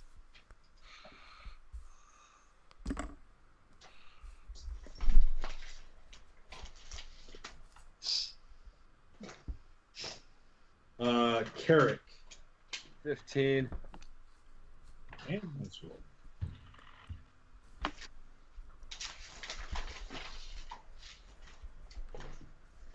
Kaylin. 14. Yeah, good roll, sis. You did better than your sister once. Don't let Also, it happen again. I'm younger, so that makes sense. I heal Also- quicker. figured, you do gain channel divinity. Nice. Can't hear you, Eric. Channel divinity can take 2 different forms. You can turn undead and preserve life. Do you want me to? Well, you know what? I know you guys got to go. I can explain that at the beginning of the next one. I mean, you don't even really have to explain it. You can just use it when you Yeah. have it. When you actually use it. I mean, we don't know what it does. Yeah, I suppose that's true. The 2 fighters, Arian and Tanis, gain action surges.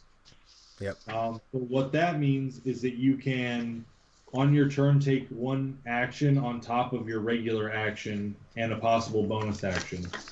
You can only use that once per short or long rest. So where do I put that? Do I put it under attacks? Features and traits. Yeah, features and traits. Oh, okay. What was it called? I'm sorry. Action surge. It's on the back of your sheet, babe. So So as a bonus action, basically you take Should an surge to take another action and an additional bonus action. As it would be a second bonus action to do that if you wanted, because it says on top of your original bonus action. Right. Yeah. Not that it really matters. But. Eric, based on your list, I've also gained Shield of Faith. If you're keeping spells. Sure. That's fine. Cyrus, you also have cunning action now. So instead of using an action, you can use a bonus action to dash, disengage, or hide. Yeah, so that hide action, does that mean I can go back into stealth? Potentially, yes. If I get the right roll. Right. Yeah, okay. I'm trying to see if there's anyone else that's got anything important. Action surge.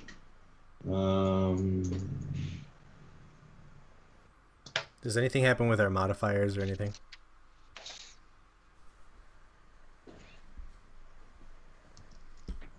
No, your modifiers are staying the same right now.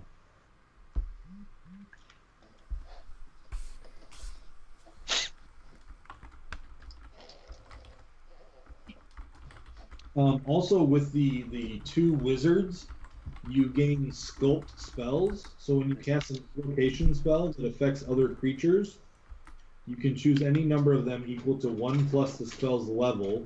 The chosen creatures automatically succeed on their saving throws against the spell.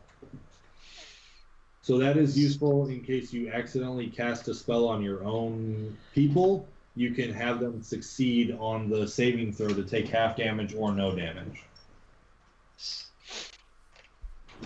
Okay. Any questions on leveling up?